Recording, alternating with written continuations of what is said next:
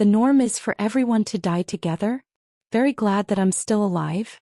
Fortunate that I'm still alive? Klein shivered and quickly ran to the door, trying to catch up with the policeman and ask for protection. But as soon as he reached the handle, he suddenly stopped. That officer talked so horribly about it. Why didn't they protect me, an important witness or key lead? Isn't that too careless? Were they just probing me? Or maybe it's a bait. All kinds of thoughts rushed into Klein's mind. He suspected that the police were still secretly watching him, observing his reaction. He felt much calmer after thinking of this and was no longer so panicked.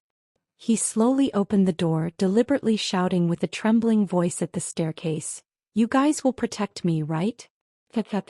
There was no response from the police officers, and there was no change in the rhythm of the contact between the leather shoes and the wooden stairs. "I know. You'll do that," Klein shouted again in a tone of feigned conviction, trying to act like a normal person that was in danger. The sound of footsteps gradually weakened and disappeared into the bottom floor of the apartment. Klein snorted and laughed. Isn't that response too fake? Their acting skills are not up to standard. He did not run after them. Instead, he turned back to the room and closed the door behind him. In the next few hours, Klein fully expressed what they called back in Foodaholic Empire, China: restlessness, nervousness, agitation, inadvertence, and murmuring words that he did not understand. He did not slack just because there was no one around. This is called the self-cultivation of an actor. He laughed at himself in his heart. When the sun moved to the west, the clouds on the horizon appeared to be reddish-orange. Tenants in the apartment came home one after another. Klein shifted his focus elsewhere. Melissa is almost done with school. He looked at the stove, lifted the kettle, peeled off the coal and took out the revolver. Without pause or delay, he reached to the back of the board under the double-decked bed where more than 10 wooden strips were staggered out. After clipping the left wheel between a piece of wooden strip and board, Klein straightened up and waited uneasily, fearing that the police would burst open the door and rush into the room with guns in their hands. If it was an age of steam, he was certain he would not be seen by anyone when he did that. However, there were extraordinary powers here, ones that he had proven through his own experiences. After waiting for a few minutes, there was no movement at the door. There was only the chatter between 2 tenants who were heading for the heart of the Wild Bar on Iron Cross Street. Phew! Klein exhaled, feeling assured. All he needed to do was wait for Melissa's return and cook the stewed mutton with tender peas. When the idea came to Klein's mind, his mouth seemed to taste the rich flavor of the gravy. He remembered how Melissa cooked stewed mutton with tender peas. First, she boiled the water and stir-fried the meat. Then she added onions, salt, a little pepper and water. After a specific period of time, the peas and potatoes were added, and the stew was to be cooked for an additional 40 or 50 minutes with the lid on. It's indeed a simple and crude way to do it, supported purely by the flavors of the meat itself. Klein shook his head. But there was no other way about it. It was hard for commoners to have many kinds of condiments and various cooking methods. They could only pursue simple, practical, and economical methods. As long as the meat was not burnt or spoiled, anything was good for people who could only eat meat once or twice a week. Klein was not a very good cook himself and ordered takeout food most of the time. But by cooking 3 or 4 times a week, after many weeks of accumulated practice, he had a passing standard and felt that he would not let the pound of mutton down. When Melissa comes back to cook it, it will be done after 7:30 p.m. She would be starving by then. It's time for her to see what real cooking is. Klein made an excuse for himself.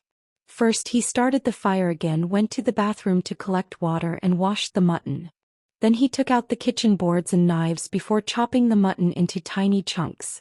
As for the explanation for his sudden culinary skills, he decided to blame it on the dead Welch McGovern, who had not only hired a chef who was good at the mid-seashore flavor, but also often created his own delicacies and invited people to try them. Well, the dead cannot refute me. Nevertheless, this is a world with beyonders. The dead are not necessarily unable to speak. With that in mind, Klein was a little guilty conscience. He threw aside his confused thoughts and put the meat into the soup bowl. Then he took out the condiment box and added in a spoonful of the crude salt, half of which had begun yellowing. In addition, he cautiously took some black pepper grains from a special small bottle, mixing and marinating them together. He placed the saucepan on the stove and while waiting for it to heat up, Klein rummaged for the carrots from yesterday and cut them into pieces with the onions he bought today. When he was done with his preparations, he took out a small can from the cupboard and opened it. There was not much lard left in it. Klein took a spoonful, put it in the pan and melted it. He added in the carrots and onions and stirred it for a while. As the fragrance began to pervade, Klein poured all the mutton into the pot and fried it with care for a while. He should have added cooking wine in the process, or red wine at least. However, the Moretti family did not have these luxuries and could only drink a glass of beer a week. Klein had to make do with whatever was available and poured in some boiled water. After stewing for about 20 minutes, he opened the lid, put the tender peas and cut potatoes in it, and added a cup of hot water and 2 spoons of salt. He closed the lid, lowered the fire and exhaled satisfactorily, waiting for his sister to reach home. As seconds turned into minutes, the fragrance in the room intensified. There was the allure from the meat, the rich smell of potatoes and the refreshing scent of onions. The smell gradually mixed up and Klein swallowed his saliva from time to time, keeping track of the time with his pocket watch. After more than 40 minutes, some not-so-brisk but rhythmic footsteps approached. A key was inserted, the handle was turned, and the door opened. Before Melissa came in, she whispered doubtfully, "Smells good." With her bag still in her hand, she stepped in and glanced over at the stove. "You made this?" Melissa took off her veil hat and her hand paused mid-air, looking at Klein in astonishment. She twitched her nose and inhaled more of the fragrance. Her eyes quickly softened and she seemed to find some confidence. "You made this?" she asked again. "Are you afraid I'd waste the mutton?" Klein smiled and returned with a question. Without waiting for an answer, he said to himself, "Don't worry, I specifically asked Welch to teach me how to cook this dish. You know, he has a good cook." First time. Melissa's eyebrows creased subconsciously, but they were smoothed by the fragrance. "It looks like I'm talented." Klein laughed. "It's almost done. Put your books and veil hat down somewhere. Go to the bathroom and wash your hands and then get ready to taste it. I'm very confident about it." When she heard her brother's orderly arrangements and saw his gentle and calm smile, Melissa stood rooted at the door and failed to respond in her daze. "Do you prefer the mutton to be cooked longer?" Klein urged with a laugh. "Ah, okay." Melissa jolted back to her senses. With handbag and veil in each hand, she rushed into the room quickly. When the lid of the saucepan was uncovered, a sudden blast of steam appeared before Klein's eyes. 2 pieces of rye bread were already placed to the side of the mutton and tender peas, allowing them to absorb the fragrance and heat to become soft. By the time Melissa had packed her items, washed her hands and face and returned, a plate of stewed mutton with tender peas, potatoes, carrots and onions was already placed on the table. 2 pieces of rye bread, colored by a light dip into the gravy, were on their plates. "Come on, try it." Klein pointed to the wooden fork and spoon next to the plate. Melissa was still a little confused. She didn't refuse. She picked up a potato with her fork, put it into her mouth and bit it lightly. The taste of the starchy potato and gravy fragrance flooded her mouth. Her saliva secretion went crazy as she gobbled down the potato in a few mouthfuls. "Try the mutton." Klein gestured at the plate with his chin. He had tasted it just now and thought it was barely at a passing standard, but it was enough for a girl who was inexperienced with what the world had to offer. After all, she only ate meat occasionally. Melissa's eyes were filled with anticipation as she carefully forked some mutton. It was very tender and as soon as it entered the mouth, nearly melted. The fragrance of the meat exploded in her mouth, filling it with delicious meat juices. It was an unprecedented feeling and that made Melissa unable to stop eating. By the time she realized it, she had already eaten several pieces of the mutton. Klein, this was supposed to be prepared for you." Melissa blushed and stammered. "I'd nibbled some of the food just now. It's the privilege of being a cook." Klein smiled and soothed her sister. He picked up his fork and spoon. At times he would eat a piece of meat and sometimes he would stuff his mouth full of peas. At other times he would put down the utensils, Break off a piece of rye bread and dip it in gravy. Melissa relaxed and was immersed in the delicacy again by Klein's normal behavior. It's really delicious. It doesn't seem like you were doing it for the first time. Melissa looked at the empty dish and praised him with all her heart. Even the gravy was finished. It's a long way from Welch's chef. When I'm rich, I'll take you and Benson out to the restaurant and have a better meal, Klein said. He was beginning to look forward to it himself. Your interview. Burp. Melissa did not finish her words because she suddenly let out a sound of contentment involuntarily. She put her hand over her mouth in a hurry and looked embarrassed. The fault is with the stewed mutton with tender peas just now. It was just too delicious. Klein laughed secretly and decided not to make fun of his sister. He pointed to the plate and said, "This is your mission." All right.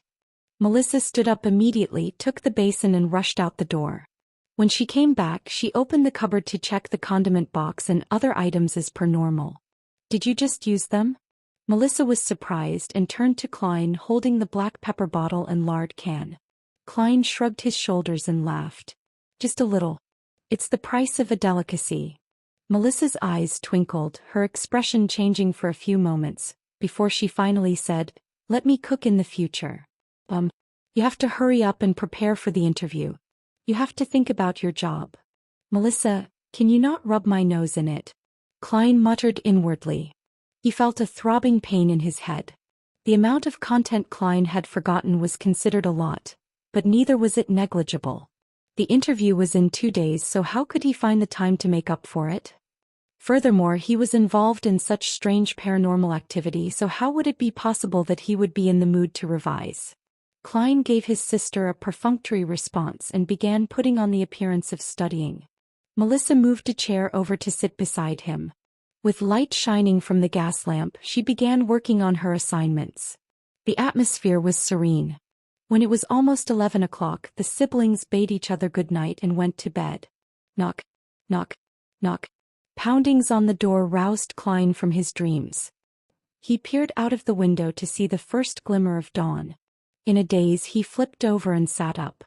Who is it? Look at the time now. Why didn't Melissa wake me up? It's me. Dunn Smith, a man with a deep voice outside the door replied. Dunn Smith? Don't know him. Klein got off his bed and shook his head as he walked towards the door. He opened the door to see the gray-eyed police inspector whom he had met the day before standing in front of him. Alarmed, Klein asked, "Is there something wrong?" The policeman replied with a stern look, "We found a carriage driver. He testified that you had gone to Mr. Welch's place on the 27th, the day when Mr. Welch and Ms. Naya died. Furthermore, Mr. Welch was the one who paid for your transportation fees." Klein was startled. He did not feel a tinge of fear or guilt that one would expect from having his lies exposed. It was because he was not even lying. In fact, he was surprised by the evidence provided by Dunn Smith. On the 27th of June, the former Klein had indeed gone to Mr. Welch's place. On the night that he returned, he killed himself the exact same way as Welch and Naya did. Klein gave a forced smile and said, "This is insufficient evidence. It does not directly prove that I am associated with the death of Welch and Naya. Honestly speaking, I'm also very curious about the whole incident. I want to know what exactly happened to my two poor friends. But, I really can't remember. In fact, I have almost completely forgotten what I had done on the 27th. You may find it hard to believe, but I fully relied on the diaries I had written to roughly make a guess that I had gone to Welch's place on the 27th. You sure have great mental fortitude," Dunn Smith said while nodding. He showed not a trace of anger, nor was he smiling. "You should be able to hear my sincerity." Klein looked him straight in the eye and said, "I'm telling the truth. Of course, only part of it." Dunn Smith did not give an immediate response. He swept his glance across the room before saying slowly, "Mr. Welch lost a revolver. I guess I should be able to find it here. Right, Mr. Klein?" Indeed. Klein finally understood where the revolver had come from. A thought flashed in his mind and he came to the final verdict in an instant. He raised his hands halfway and retreated, leaving a path open. Then he signaled at the bunk bed with his chin. Behind the bedboard. He did not specifically mention that it was the bottom deck, as no one would normally hide things at the back of the bedboard on an upper deck. That would be too obvious for guests to notice at a glance. Dunsmith did not move forward. The corners of his mouth twitched as he asked, "Nothing to add on?" Without hesitation, Klein replied, "There is. Yesterday when I woke up in the middle of the night, I realized I was laying on my desk with a revolver beside me. There was a bullet at the corner of the room. It was as if I had committed suicide. But due to a lack of experience of never having used a gun, or maybe I was too scared at the final moment. Anyway, the bullet did not achieve the desired result. My head is still in its place. I'm still alive now. And since then I have lost some memories, including what I saw and did at Welch's place on the 27th. I'm not lying. I really can't remember. For the sake of being eliminated as a suspect. For the sake of getting rid of all these strange events surrounding him, Klein explained almost everything that had happened. Except the transmigration and gathering. Also, Klein was careful with his words, allowing every sentence to be amenable. Such as not revealing the fact that the bullet had hit his brains, but only mentioning that it did not achieve the desired result, and that his head was still in its place. To others, these two statements might seem to convey the exact same ideas, but in reality they were like chalk and cheese. Dunsmith listened quietly, then said, "This corresponds with what I had surmised. It also corresponds with the hidden logic of similar incidents in the past. Of course, I have no idea how you managed to survive. I'm glad you believe in me. I don't know how I survived either." Klein heaved a small sigh of relief. "But," Dunn threw out a conjunction. "There is no use in me believing you. You are currently the prime suspect. You have to be confirmed by an expert that you have indeed forgotten what you went through, or that you indeed have nothing to do with the deaths of Mr. Welch and Miss Naya." He coughed, his expression becoming serious. "Mr. Klein, I seek your cooperation on coming with me to the police station for the investigation. This should take roughly 2 to 3 days if it is confirmed that there are no issues with you." "The expert is here?" Klein asked blankly in return. "Didn't they say it would take another 2 days? She came earlier than expected." Dunn turned sideways, signaling for Klein to leave. "Allow me to leave a note," Klein requested. Benson was still away and Melissa had gone to school. He could only leave a note to inform them that he was involved in an incident associated with Welch so that they would not worry about him. Dunn nodded, barely minding. "All right." Klein returned to the desk. As he searched for paper, he began thinking about what was about to occur. Honestly speaking, he did not wish to meet the expert. After all, he had a bigger secret. In a place where there were 7 major churches, under the premise that Emperor Roselle, who was suspected to be a transmigrator predecessor, was assassinated, a thing like transmigration usually meant having to go to court and enter arbitration. But without weapons, combat skills, or superpowers, he was no match for a professional policeman. What's more, a few of Dunn's subordinates were standing in the dark outside. "Once they draw their guns and shoot at me, I'd be finished. Ugh, I'll take one step at a time." Klein left the note, grabbed his keys and followed Dunn out the room. Along the dark aisle, four policemen in black and white checkered uniforms split into pairs and guarded them on both sides. They were very alert. Klein followed alongside Dunn as they went down the wooden stairs which occasionally creaked in protest. Outside the apartment there was a 4-wheeled carriage. On the side of the carriage there was the 2 crossed swords and a crown police emblem. Their surroundings were crowded and bustling with noise as usual. "Go on up." Dunn signaled for Klein to go first. Klein was just about to step forward when an oyster seller suddenly grabbed a customer and claimed that he was a thief. Both parties wrestled and triggered a response from the horses, causing great chaos. An opportunity. There wasn't much time for Klein to think any further. He bent forward and dashed towards the crowd. Either shoving or dodging, he escaped frantically towards the other end of the street. Right now, for the sake of not meeting the expert, he could only proceed by going to the pier outside the city, taking a boat down the Tussock River and escaping to the capital, Backlund. The population was higher there, making it easier to hide.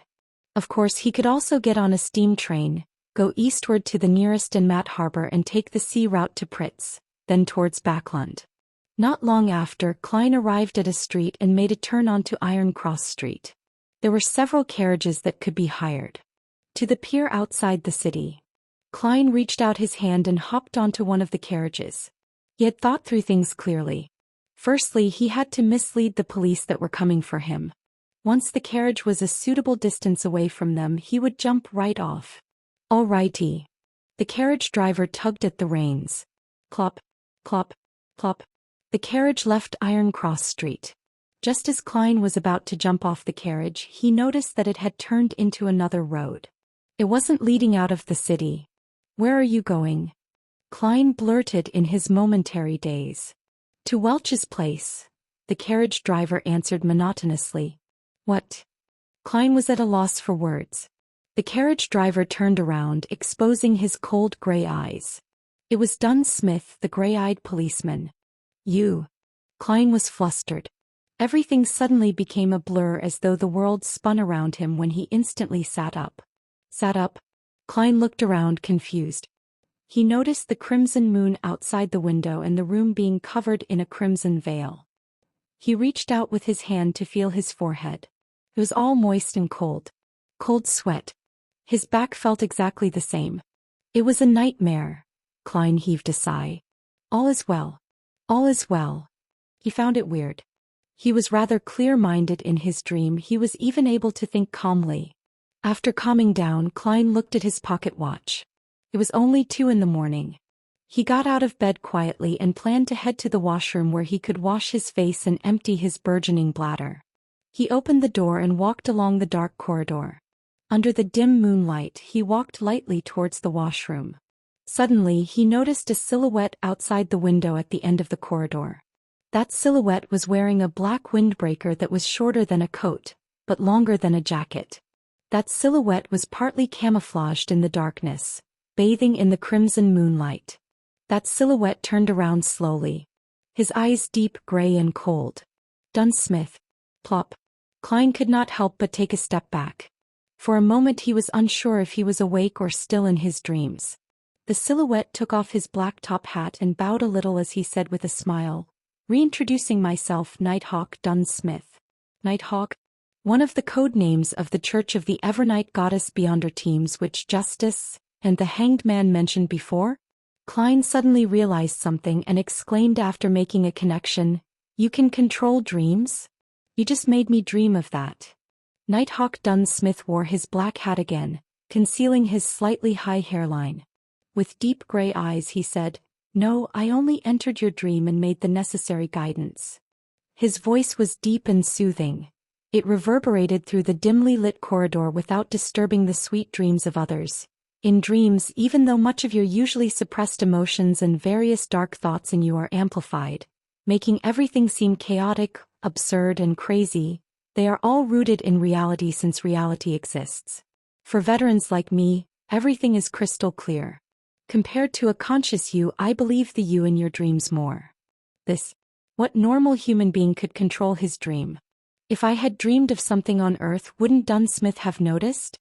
Klein was petrified by what had happened in the dream. Yet he quickly found it bizarre. He remembered being very much sober and rational, knowing what to say and what not to say. To put it simply, it did not feel like dreaming at all. So, Dunn Smith only saw what I wanted him to see. Klein's mind whirled as he gained a glimmer of understanding. This is a perk that resulted from transmigration? Like having a special body and soul? Or was it the effects of that luck enhancement ritual? So, Mr. Smith, do you believe that I really lost my memory? Klein organized his thoughts and asked in reply. Dunn Smith did not answer him directly. Instead he looked at him keenly. You are actually not surprised by the course of events? I've met people who wouldn't believe in the power of the Beyonders, and they would rather believe that they haven't really woken up. Klein tersely acknowledged as he said, "Perhaps, I have always been praying, hoping that there was such power to help me." An interesting train of thought. Perhaps you survived not only because you were lucky. Dunn nodded expressionlessly. I can now confirm that you really lost parts of your memories due to the incident, especially those related to it. So can I go back now? Klein heaved a long sigh of relief in his heart as he probed. Dunn placed a hand in his pocket and walked slowly towards Klein, the surrounding darkness becoming tranquil and gentle. "No, you still have to come with me to see the expert," he smiled politely and said. "Why?" Klein blurted out, then added, "You don't believe in the findings from my dream? You must be joking. If that expert specializes in hypnosis or mind reading and stuff, then wouldn't my biggest secret be exposed? The consequences would be beyond imagination. I'm quite humble usually, but I'm still confident for things related to dreams." Dunn calmly replied, "However, for important key matters, there is no harm in confirming them again. Plus, our specialties lie in different areas. Perhaps she can help you recover some of your memories." Not waiting for Klein to reply, his voice turned deeper. "After all, you're connected to the whereabouts of that Antigonus family notebook." "What?" Klein froze. Dunn stopped in front of him, locking his gray eyes on Klein's eyes, and said, "At the scene of the suicide, there was not a single trace of that notebook from the fourth epoch. Welch is dead, Naya is dead. You are our only lead." "All right then." Klein went silent for a moment before exhaling. "A missing notebook. Now this is really peculiar. How did I not think about the whereabouts of that notebook from the fourth epoch?" Dunn nodded slightly, walking past Klein, and said, "Lock your door and come with me to Welch's apartment. The expert is waiting for us there." Klein took in a silent breath. His heart was thumping wildly as he felt uneasy. He wanted to decline and even had the intention to run. However, he believed that with what had happened in his dreams, Dunn Smith would have definitely heightened his level of guard. And with the difference in strength between a normal human and a Beyonder, there was little chance of success by using force. He must have a revolver with him too. He must also have had practice using the revolver. Many thoughts flashed past his mind, and eventually Klein chose to accept the reality. "All right. So I can only take one step at a time and see how things unfold. Maybe that miraculous power in my dream will take effect again. Then let's go," Dunn said in an indifferent tone.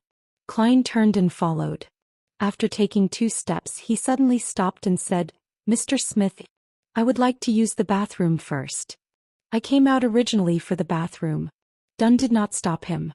Instead, he gave him a keen look and said, "No problem, Klein. Believe me, I am far more powerful than you can imagine in the dark night." "In the dark night?" Klein silently repeated this phrase. He did not make any reckless attempt to escape and honestly relieved himself. He then washed his face with cold water, completely calming himself down. Klein changed his outfit and closed the door to his apartment.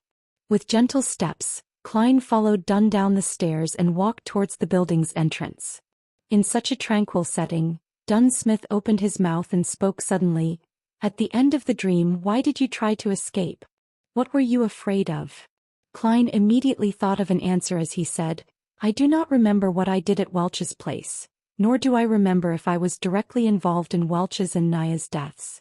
I was afraid that if it was really proven to be my doing, I would rather gamble and escape.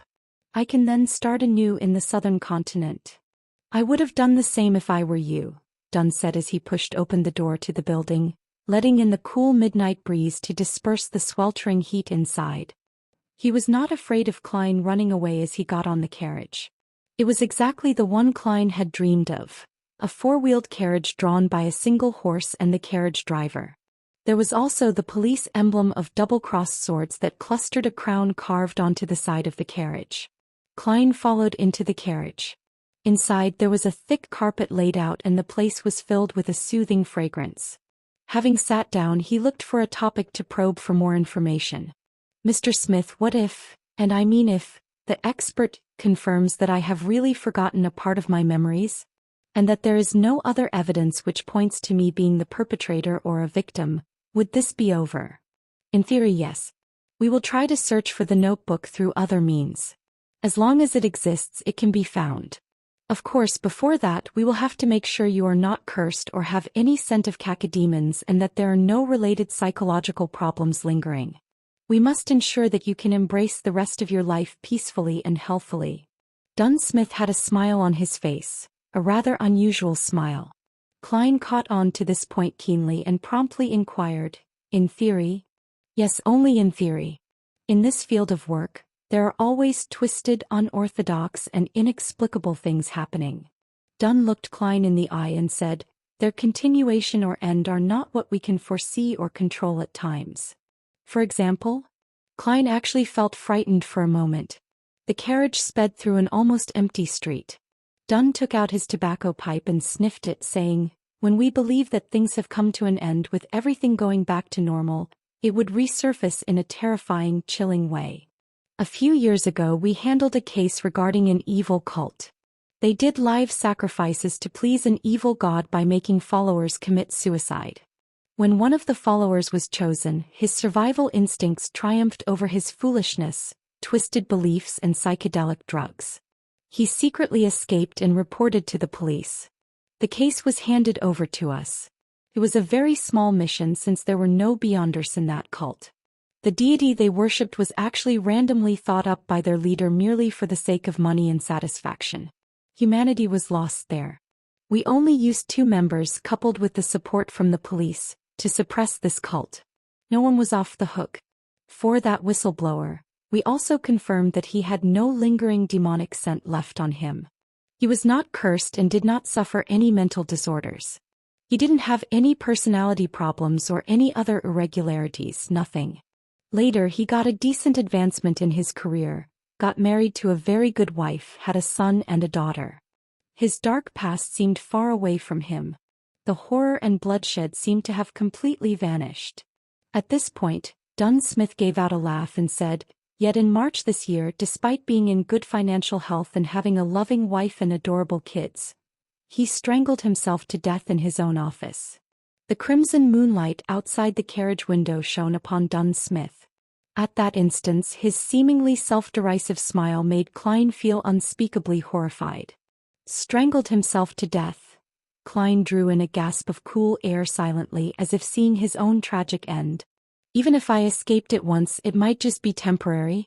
Is there any way to resolve this completely? Become a Beyonder to fight it?" The carriage returned to silence. Countless thoughts welled in Klein's mind. Under an awkward silence, the carriage traveled for a long time at high speeds. Just as Klein made up his mind to consult Dunn Smith for any solutions, the carriage came to a halt. "Mr. Smith, we have reached Welch's apartment." The carriage driver's voice was heard. "Let's get down." Dunn straightened out his black coat that reached his knees. "Oh, let me introduce beforehand, the official disguise of the expert is the most renowned spirit medium of Alwa County." Klein suppressed his other thoughts and asked curiously, "Then what is her actual identity?" Dunn half turned his body and turned his head back. With his abstruse gray eyes he said, "A true spirit medium." "A true medium." Klein repeated this description inwardly and did not speak again. He followed Dunn Smith down the carriage. Welch's place in Tingen was a detached house with a garden. The road outside the hollowed metal gates allowed 4 carriages to pass through at once. Street lamps lined the sides of the road every 50 meters. They looked different from the ones Klein had seen in his previous life. They were gas lamps, and the height of every lamp was about that of an adult male, so that it was convenient to light the lamps. The black metal was closely pressed to the glass, forming a checkered pattern, casting out classical paper lantern-like artworks. Coldness and warmth were intertwined while darkness and light coexisted. Walking along the pathway blanketed by rays from the sunset, Klein and Dunn Smith entered Welch's rented place through the ajar metal gate. Facing the main entrance was a cemented road that led straight to a 2-floored bungalow. 2 carriages could go at once. There was a garden on the left and a lawn to the right. The pleasantly faint fragrance from the flowers mixed with the cool scent of the fresh grass made one feel happy and relaxed. As soon as he stepped in, Klein shivered and peered around. He felt that in the garden, somewhere in the lawn, on the roof, behind the swing, somewhere in a dark corner, pairs of eyes were observing him. There was clearly no one here, yet Klein felt as if he was on a crowded street. This strange contrast, this peculiar feeling, tensed him up. A chill ran up his spine. "Something's wrong," he couldn't help but exclaim to Dunn. Dunn's expression remained unchanged as he walked beside him and replied calmly, "Just ignore them." Since the Nighthawk had said so, Klein tolerated the chilling feeling of not being able to notice the perpetrator despite being followed, spied, and observed. Step by step he arrived at the main entrance of the bungalow. If this goes on any longer I will go crazy. As Dunn reached out his hand to knock on the door, Klein quickly turned around. Flowers swayed in the wind without a person in sight. "Come in, gentlemen." A seemingly ethereal voice came from inside the house. Dunn turned the doorknob, pushed the door open and said to a woman on the sofa, "Daly, any results?" The chandelier in the living room was unlit. A set of 2 leather couches surrounded a marble coffee table. On the table was a lit candle, but the light emitted a cobalt blue glow. It covered the half-enclosed living room, dining room and kitchen in a strange, eerie hue. On the middle of the sofa sat a lady in a hooded black robe who wore blue eyeshadow and blush. An exposed silver bracelet with a hanging white crystal pendant was worn around her wrist.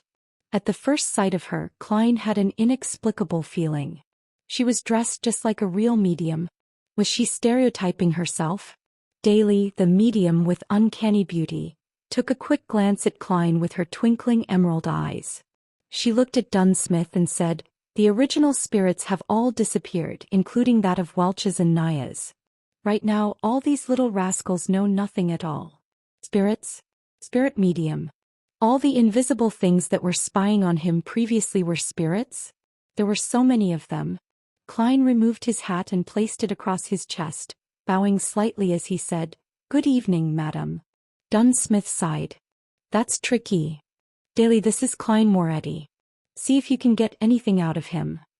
The medium, Daly, shifted her gaze onto Klein immediately. She pointed at a single armchair and said, "Please take a seat." "Thank you." Klein nodded, took a few steps over and sat down obediently. His heart raced uncontrollably. Whether I survive, whether I get through this successfully or have my secrets exposed will all depend on whatever happens next. And the thing that made him feel the most helpless was that he had nothing to rely on. He could only place his hopes on his inherent specialness. This feeling really sucks. Klein thought bitterly. Next, Dunn sat on the 2-seater sofa opposite of Klein. Daly took out 2 thumb-sized glass bottles from her waist pouch. Her emerald eyes smiled at Klein as she said, "I need a bit of help here. After all, you are not an enemy. I can't treat you harshly. That might make you uncomfortable or put you in pain. It might even leave some serious after effects on you. I will give you some fragrances, making you feel tender and smooth, which will allow you to let loose bit by bit so that you can truly indulge in those feelings." That sounded wrong. Klein gaped as his eyes were filled with shock. Seated across him, Dunn laughed and said, "Don't be weirded out. We are different from the fellows from the Church of the Lord of Storms. Here the ladies can also verbally tease men. In this regard you should be able to understand. Your mother was a devout believer of the goddess. You and your brother used to attend Sunday school at church. I understand. It's just that I never thought that she would be such. Klein gestured as he could not find the right words. He almost blurted out the direct translation for veteran driver 1. Dunn curved the corners of his mouth up and said, "Don't worry. Actually, Daly seldom does this. She just wants to use these methods to calm you down. She prefers corpses over men." "You make me sound perverted," Daly interjected with a smile. She opened one of the little bottles and dripped a few drops onto the bright blue candle flame. Night vanilla, slumber flower and chamomile, all distilled and extracted to form this aromatic floral essence. "I call it Amantha. It means tranquility in the Hermes language. It smells really amazing." As they chatted, the candle flame flickered, evaporating the floral essence and filling the room with its aroma. A beautifully enchanting aroma found its way into Klein's nostrils. He no longer felt tensed up. He was instantly calm as if he was gazing into the darkness of the silent night. "This bottle is called the Eye of the Spirit. Barks and leaves of drago and poplar trees are sun-dried for 7 days and decocted thrice. Then they are immersed in Lanti wine. Of course, there would be several incantations while we're at it." As Daly described the liquid, the amber substance dripped onto the cobalt blue candle flame. Upon smelling the ethereal scent of the aromatic wine, Klein noticed that the candle flame was dancing wildly. The luster of Daly's blue eyeshadow and blush shone oddly, to the extent of him seeing double. It is a great helping hand for mediumship. It is also a floral essence that is sufficiently enchanting. As Daly explained continuously, Klein felt as if her voice was coming from all around. Bewildered, Klein looked around and realized that everything was swaying and in a blur. He felt like he was shrouded by layers and layers of fog. Even his body was swaying as it phased away before he began floating and then losing his balance. Colors blended like an impressionist painting. The reds were redder, the blues were bluer, and the blacks were blacker, appearing more defined than usual. It was dreamy and hazy. Distinct murmurs from the surroundings came through as if hundreds and thousands of people who could not be seen were debating. This feels similar to the luck enhancement ritual I did before, but without the kind of madness that makes your head feel like exploding.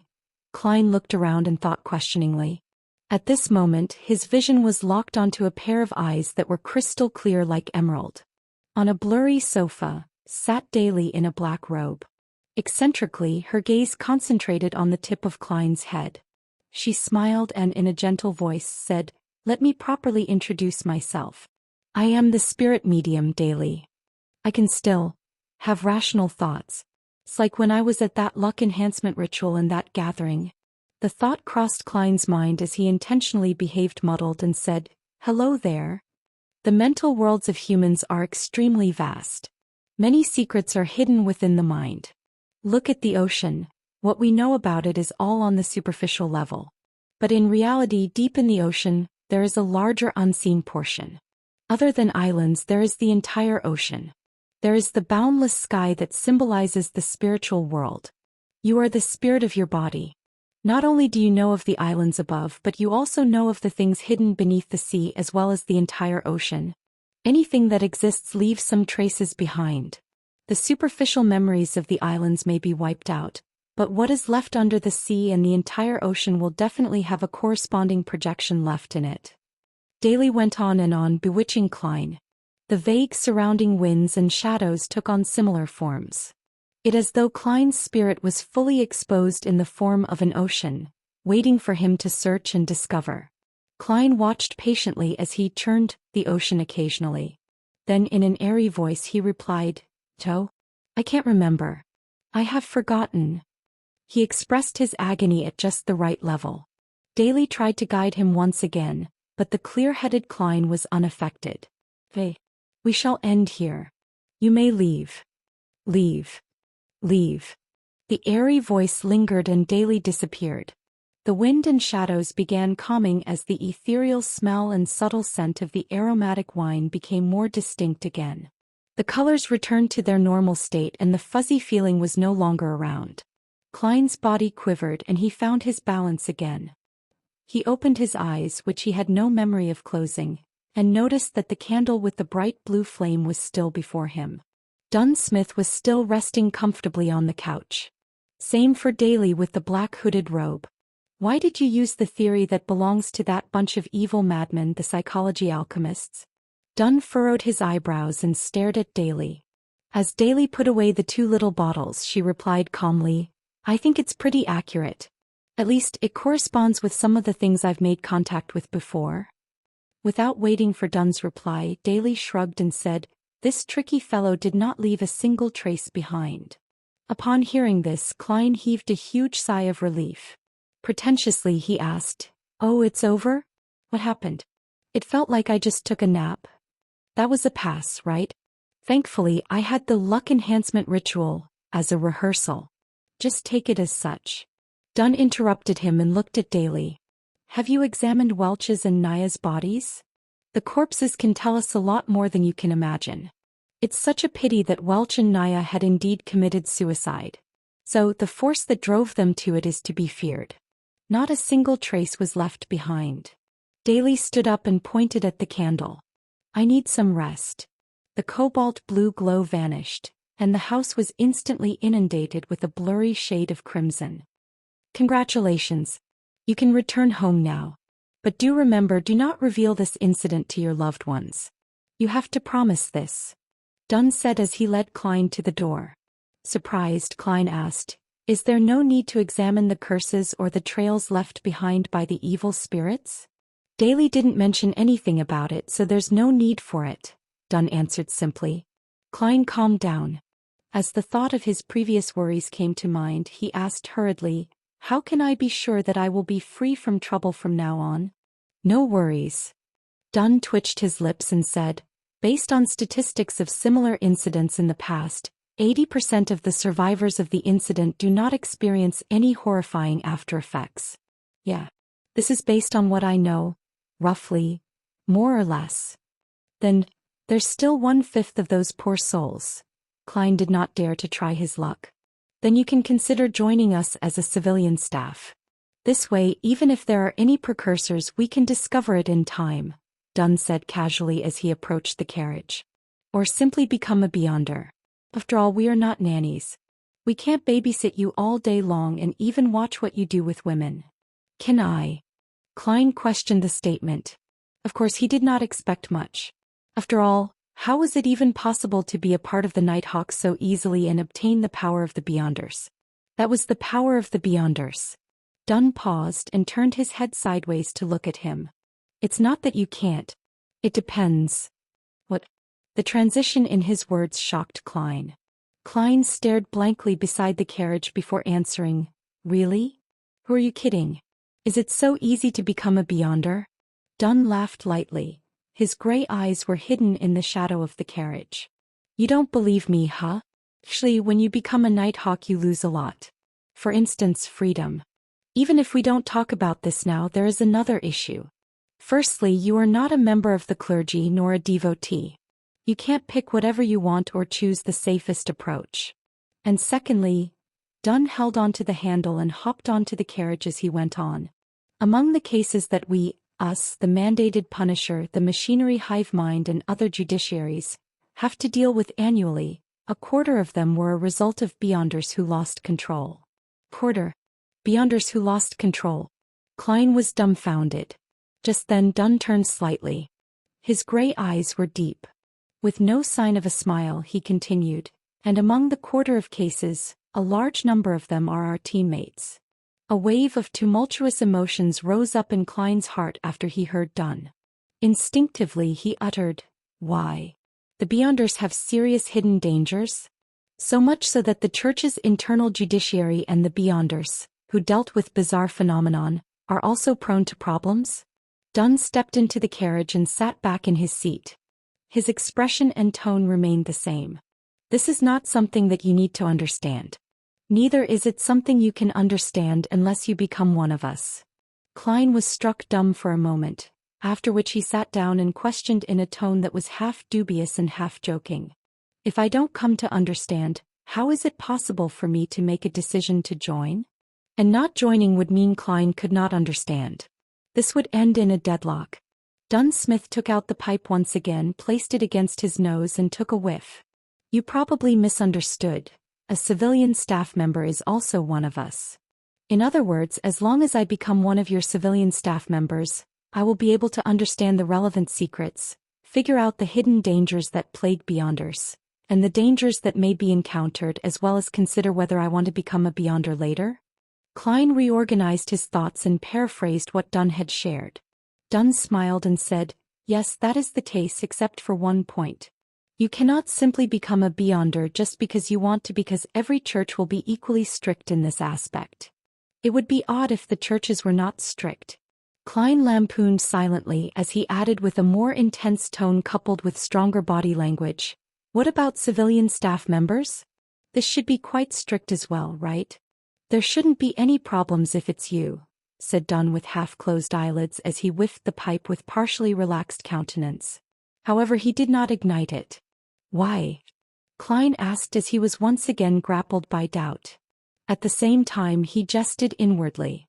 "So my uniqueness and halo as a transmigrator are akin to the fireflies in the night, ever so bright and outstanding?" Dunn opened his half-closed eyelids, his silver-colored eyes reflecting the same tranquility as before. "First, you managed to survive without our help in such a situation. Certain exceptional qualities are not present in others. For instance, luck. Lucky people are often welcomed. Seeing that Klein's expression had turned blank, Dunn smiled slightly. All right, just treat this as a humorous statement. Second, you're a graduate of the history department from Koei University. This is something we urgently need. Although a believer of the Lord of the Storms, Lumi, perceives women in a way that is loathsome, his views regarding society, humanities, economics, and politics remain incisive. He said before that talents are key to maintaining a competitive advantage and positive development, a point that I very much agree with. Noticing that Klein was slightly furrowing his eyebrows, Dunn casually explained, "You should be able to imagine that we often encounter documents and objects from the Fourth Epoch or earlier. Many cults and heretics have tried to gain power from these things. Sometimes they themselves can lead to strange and terrible things. Except for the Beyonders in special fields, most of us are not good with our studies or have passed that age." Having said that, Dunn Smith pointed to his own head, and the corner of his mouth turned up slightly as if he was mocking himself. He then said, "Those dry, boring knowledge always puts us to sleep. Even the sleepless can't help it. In the past we would cooperate with historians or archaeologists, but this posed the risk of exposing secrets, and mishaps might befall on these otherwise uninvolved professors and associate professors. Thus, the addition of a professional in our ranks is hard to refuse." Klein nodded lightly and accepted Dunn's explanation. With his thoughts all over the place, he asked, "Then why don't you directly, groom one?" Dunn continued, "This brings me to the third point, which is also the final and most important point. You've already been through a similar ordeal, so inviting you doesn't violate the confidentiality clause. With regard to developing others, I will bear the responsibility of exposure if it fails. Most of our team members, our civilian staff members, come from within the church."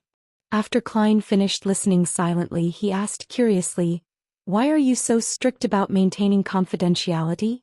Wouldn't spreading the news publicly to more people and increasing awareness lessen the chances of a similar mistake from happening again? The greatest fear stems from the fear of the unknown. We can make the unknown become known. No, humanity's stupidity is beyond your imagination. It actually leads to more people emulating these acts, creating more chaos and more severe incidents."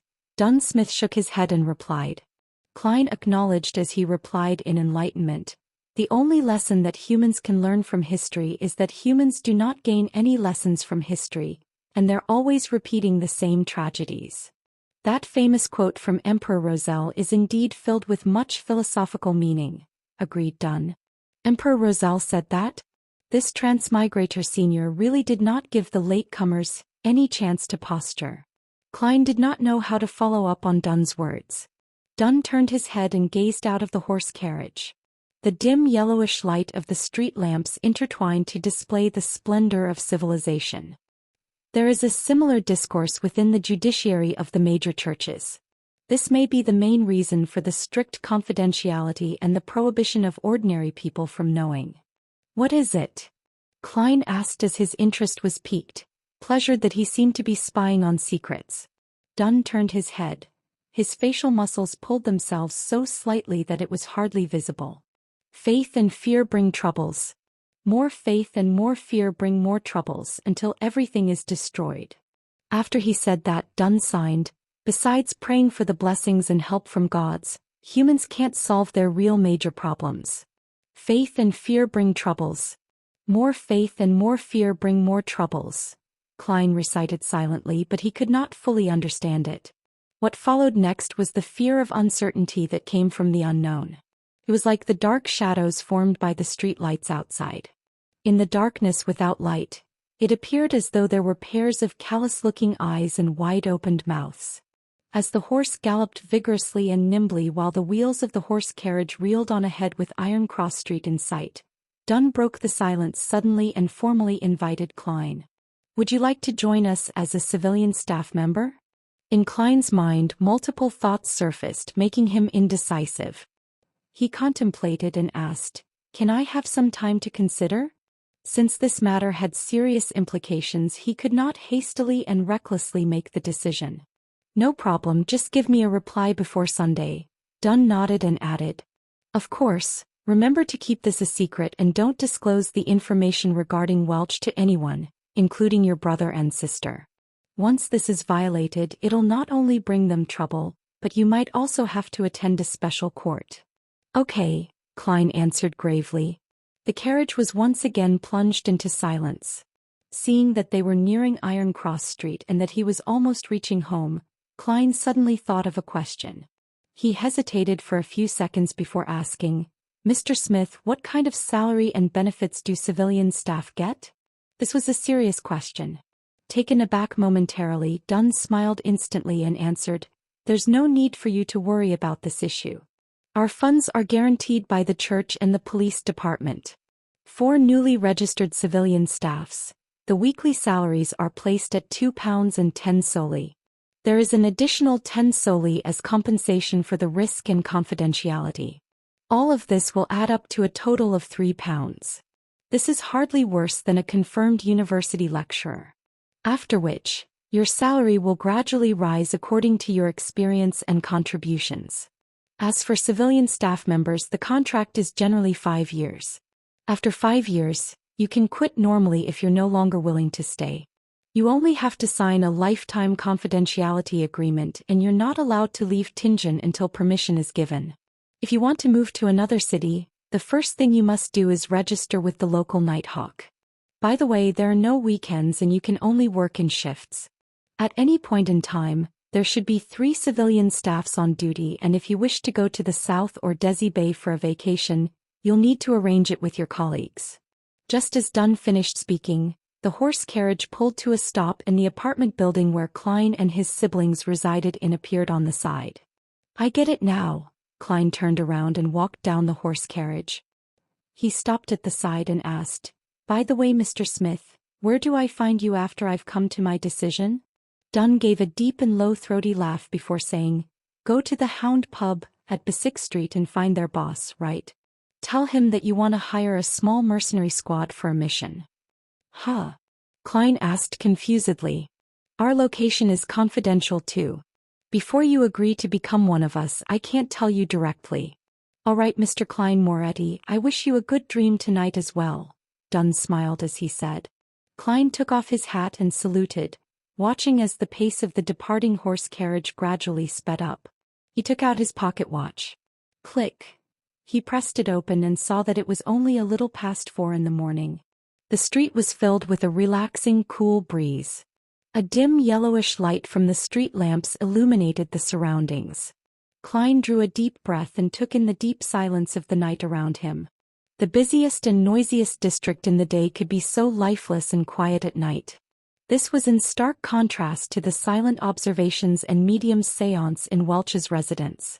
It was only then that Klein realized that the back of his linen shirt was unknowingly drenched in sweat, cold and clammy. "Phew, I finally got through the round with the medium." Klein let out a foul breath. He slowly turned around and enjoyed the cool breeze and tranquility of the night while walking closer and closer to the apartment building's door. He took out his keys, inserted the correct one in and turned it gently, allowing the crimson-mixed darkness to expand with the creaking sound of the opened door. Walking on the staircase without a single person in sight and taking in the cold air, Klein had an inexplicable and amazing feeling. It felt like he had a few more hours than others. This caused him to hasten his pace. In a similar state of mind, he opened the door to his room, and before he even stepped inside, he saw a silhouette sitting silently in front of his desk. It had reddish-black hair, bright brown eyes, and a delicate, pretty face. Undoubtedly, she was Melissa Moretti. "Klein, where did you go?" Melissa asked curiously as she relaxed her eyebrows. Without waiting for Klein's reply, she added, "Just now, I got up to go to the bathroom and realized you weren't home." It was as if she wanted to know everything clearly, from the causes and effects of the matter to the underlying logic. With great experience at lying to his parents, Klein's brain took a spin before he gave a bitter smile and calmly replied, "I couldn't fall asleep again after I woke up. Instead of wasting time, I decided that I should train my body. So I went out to run a few rounds. Look at my sweat." He took off his jacket and half-turned his body, pointing to his back. Melissa stood up, took a glance half-heartedly and deliberated for a few moments before saying, "Honestly speaking, Klein, You don't have to stress yourself out. I'm sure you can pass the interview to Tianjin University. Even if you can't, if you can still find better ones. I haven't even thought about the interview. Klein nodded his head and said, I understand.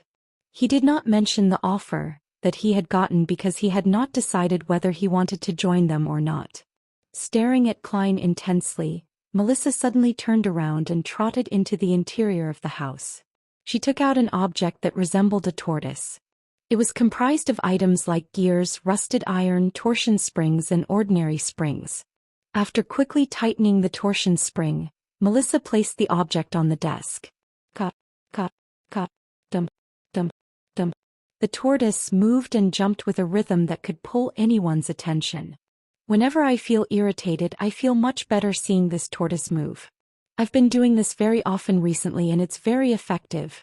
Klein, give it a try, invited Melissa as her eyes brightened. Klein did not turn down his sister's goodwill.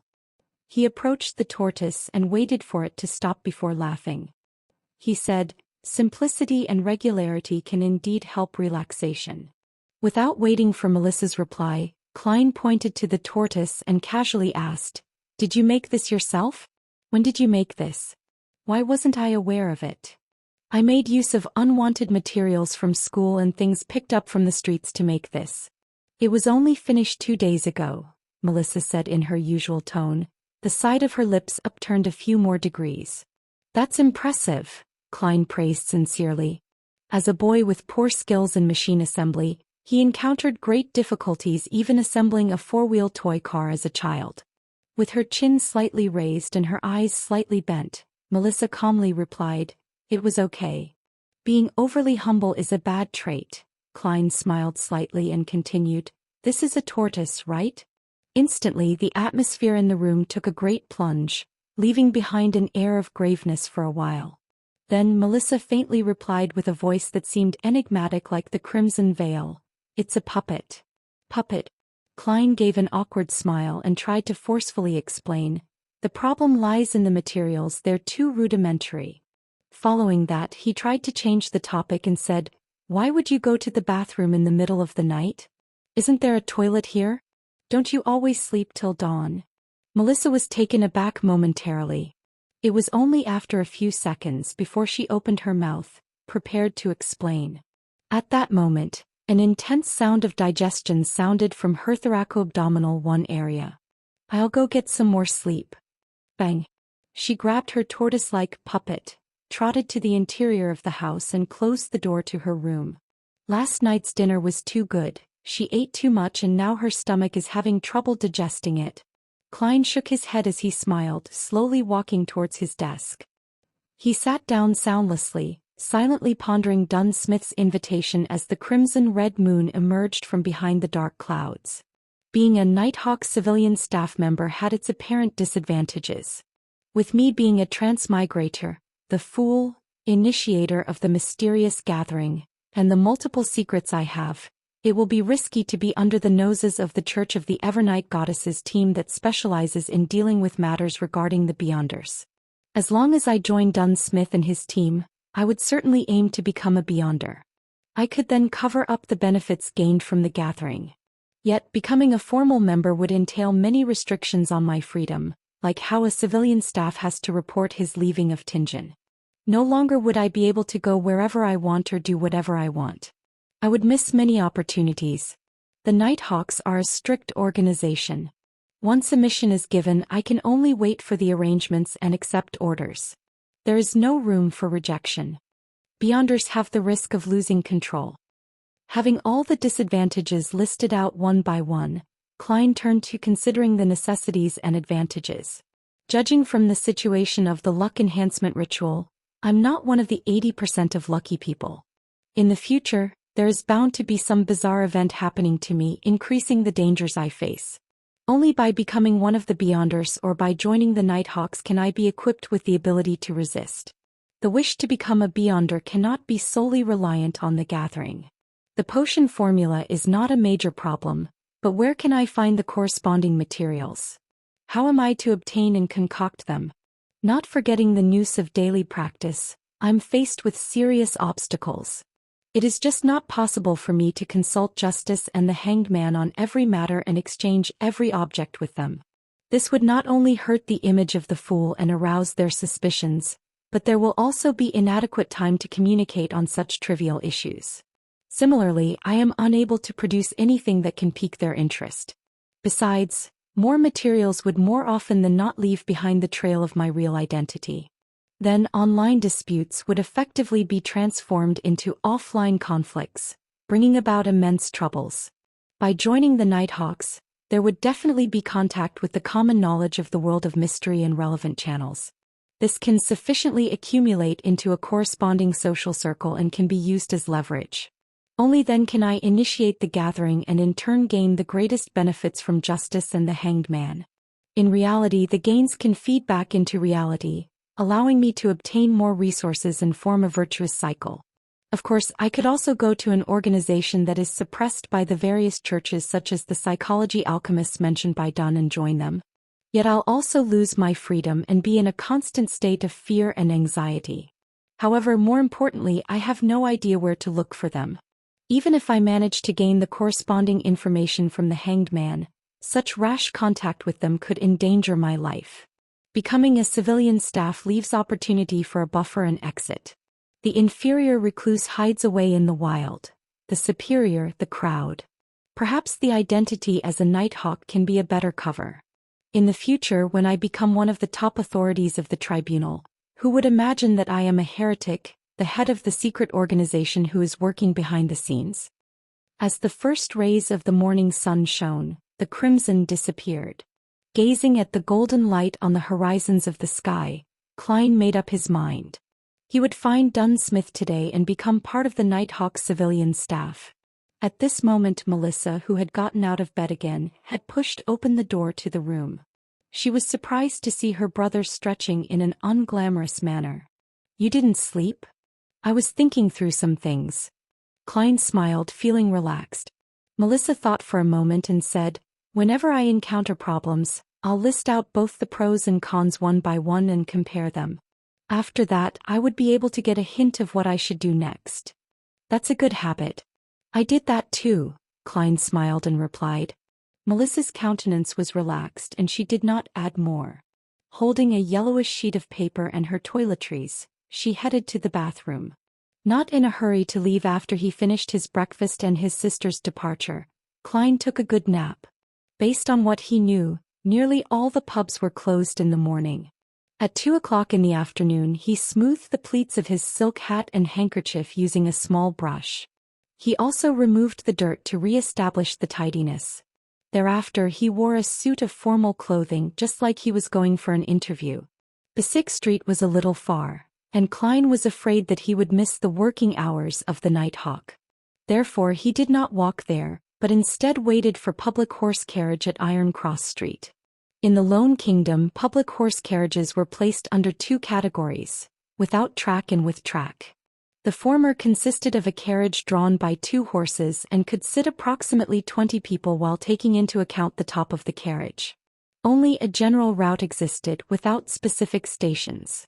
It had flexible operations and could be hailed anywhere unless it was full. The latter was operated by the Orbital Carriage Company. First, a rail-like service device was laid on the main street. The horses would move on the inner lane while the wheels ran on the tracks, making it easier and more labor-saving. This could thus pull a bigger double-decker carriage that sat nearly 50 passengers. However, the only problem was that the route and stations were fixed, making many places inaccessible. After 10 minutes, the sound of the wheels hitting the tracks approached from a distance. A double-decker horse carriage stopped in front of the station at Iron Cross Street. "To Besic Street," Klein said to the carriage driver. "You have to transfer at Champagne Street, but when you get there, it takes about 10 minutes to walk to Besic Street," explained the carriage driver to Klein with regards to the route. "Let's go to Champagne Street then." Klein nodded in approval. "It's more than 4 kilometers for pence," said a young man with a fair and clean face as he extended his hand. He was a worker responsible for money collection. "Okay." Klein fished out 4 copper coins from his pocket and handed it to the other party. He walked up to the carriage and found that there were not many passengers. Even on the first floor there were a few empty seats. I only have 3 pence on me now, so I can only walk when I go back. Klein pressed his hat down and sat down firmly. On this floor, the men and women were mostly well-dressed, although there were a few clothed in their work clothes, leisurely reading newspapers. Almost no one spoke and it was quite quiet. Klein shut his eyes and recharged his strength, oblivious to the coming and going of passengers around him. Station after station passed until he finally heard the few words Champagne Street. After alighting the horse carriage, he inquired along the way and soon reached Basic Street, where he saw the pub with the brownish-yellow hound logo. Klein reached out his right hand and gave a forceful push. The heavy door gradually opened, inundating him with a wave of uproarious noises and an impetuous heat wave. Although it was still afternoon, there were already many customers in the pub. Some were temporary workers looking for opportunities here, waiting to be hired. Others were simply idling around, numbing themselves with alcohol. The pub was dimly lit. In the center, there were 2 large iron cages with a third of its bottom sinking deep into the ground without any gaps. People held wooden wine cups and surrounded it, sometimes discussing loudly while laughing, sometimes cursing loudly. Giving a curious glance, Klein found 2 dogs caged inside. One was black and white, similar to the husky found on Earth. The other was wholly black with shiny fur, making it look healthy and fierce. "Do you want to bet?" "Doug has won 8 games in a row," said a little man wearing a brown beret as he neared Klein and pointed to the black dog. "Bet." Taken aback at first, Klein regained his senses immediately. Dog fighting. When he was at Koei University, those aristocratic and wealthy students would always ask him contemptuously and curiously if the boorish workers and unemployed hooligans enjoyed participating in boxing and gambling at the pubs. Besides being able to gamble on boxing and card games, didn't it also include cruel and bloody activities like cockfighting, dogfighting, and others? The short man smirked. "Mister, we're civilized people.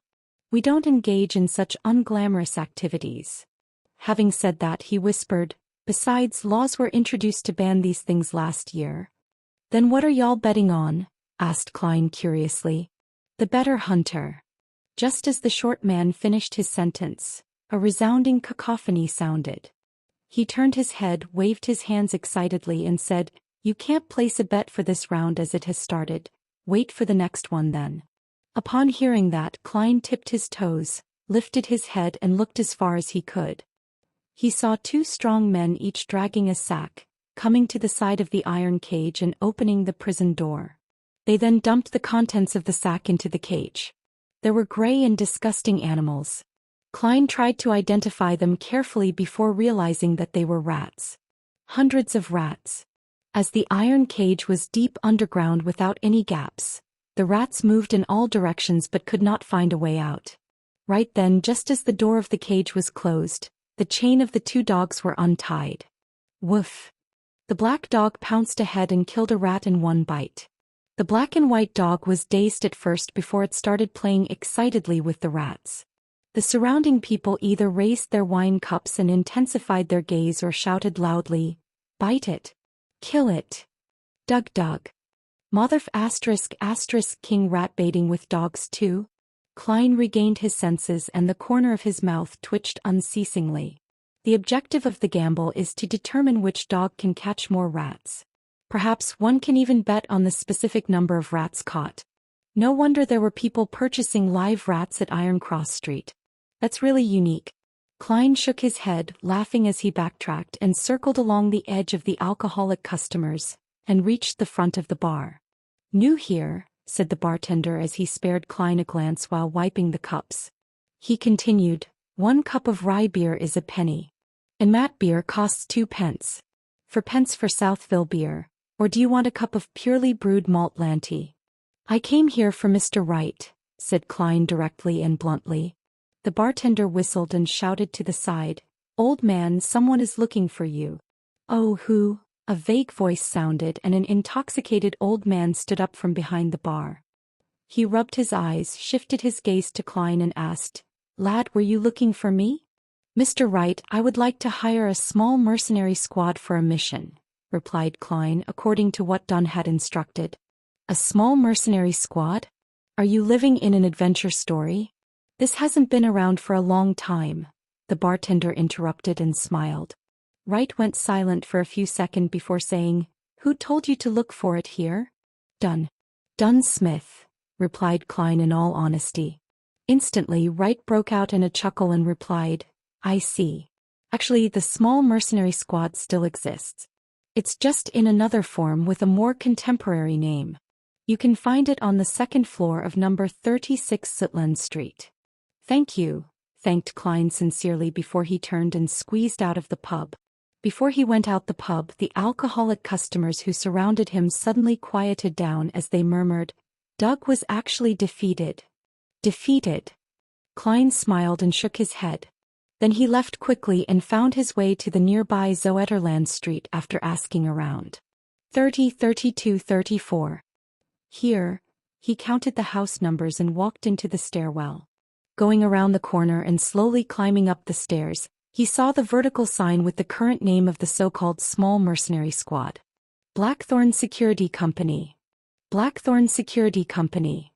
Upon seeing the signboard, Klein felt surprised yet found it reasonable. "Man, what do I say about this?" He shook his head and laughed before walking up the steps and knocking gently on the half-closed door with his right hand. Knock, knock, knock. The sound echoed slowly but rhythmically, but there was no response. Only a faint sputtering sound could be heard. Knock, knock, knock. Klein repeated, only to be met with the same outcome. He switched to pushing the door, making the gap larger as he stared inside. A classic sofa which might have been for serving guests, a soft fabric armchair and a burly wood coffee table. There was a girl with brown hair behind a table right across with her head drooped. Even though security company is just a guise, isn't this just too unprofessional? How long has this place been out of business? Right, you guys don't need any business.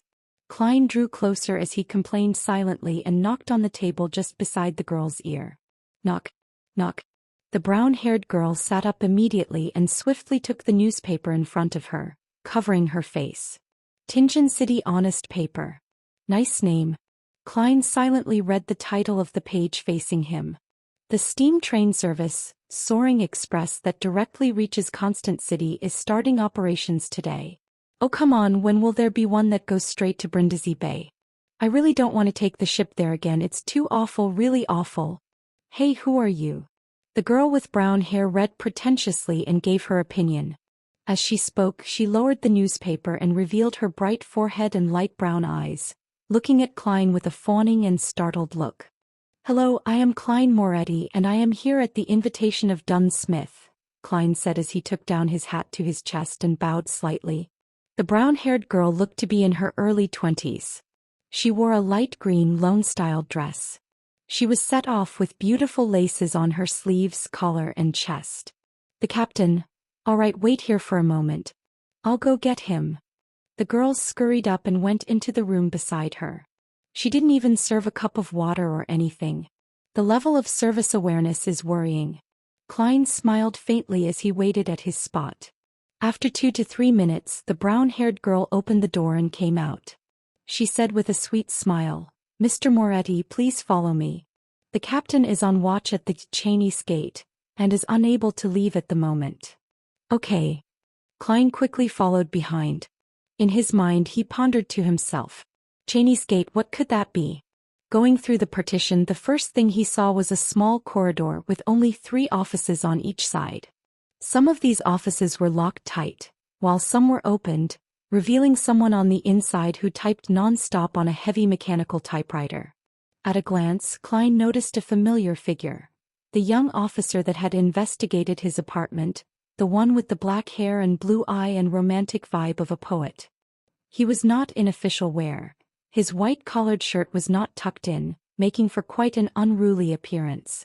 Perhaps he really is a poet. Klein nodded in greeting and was greeted with a smile.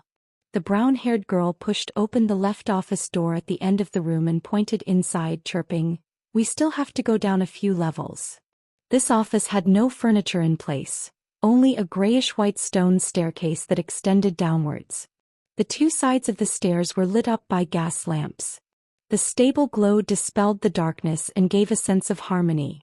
The brown-haired girl walked in front, staring at her feet while walking carefully. Although I walk here often, I am still constantly afraid of falling down, tumbling down like a barrel. You don't know Leonard did such a folly. On the first day of becoming a sleepless, the first day where he had not mastered his new powers, he tried to rush down the flight of stairs. And then he became a cartwheel.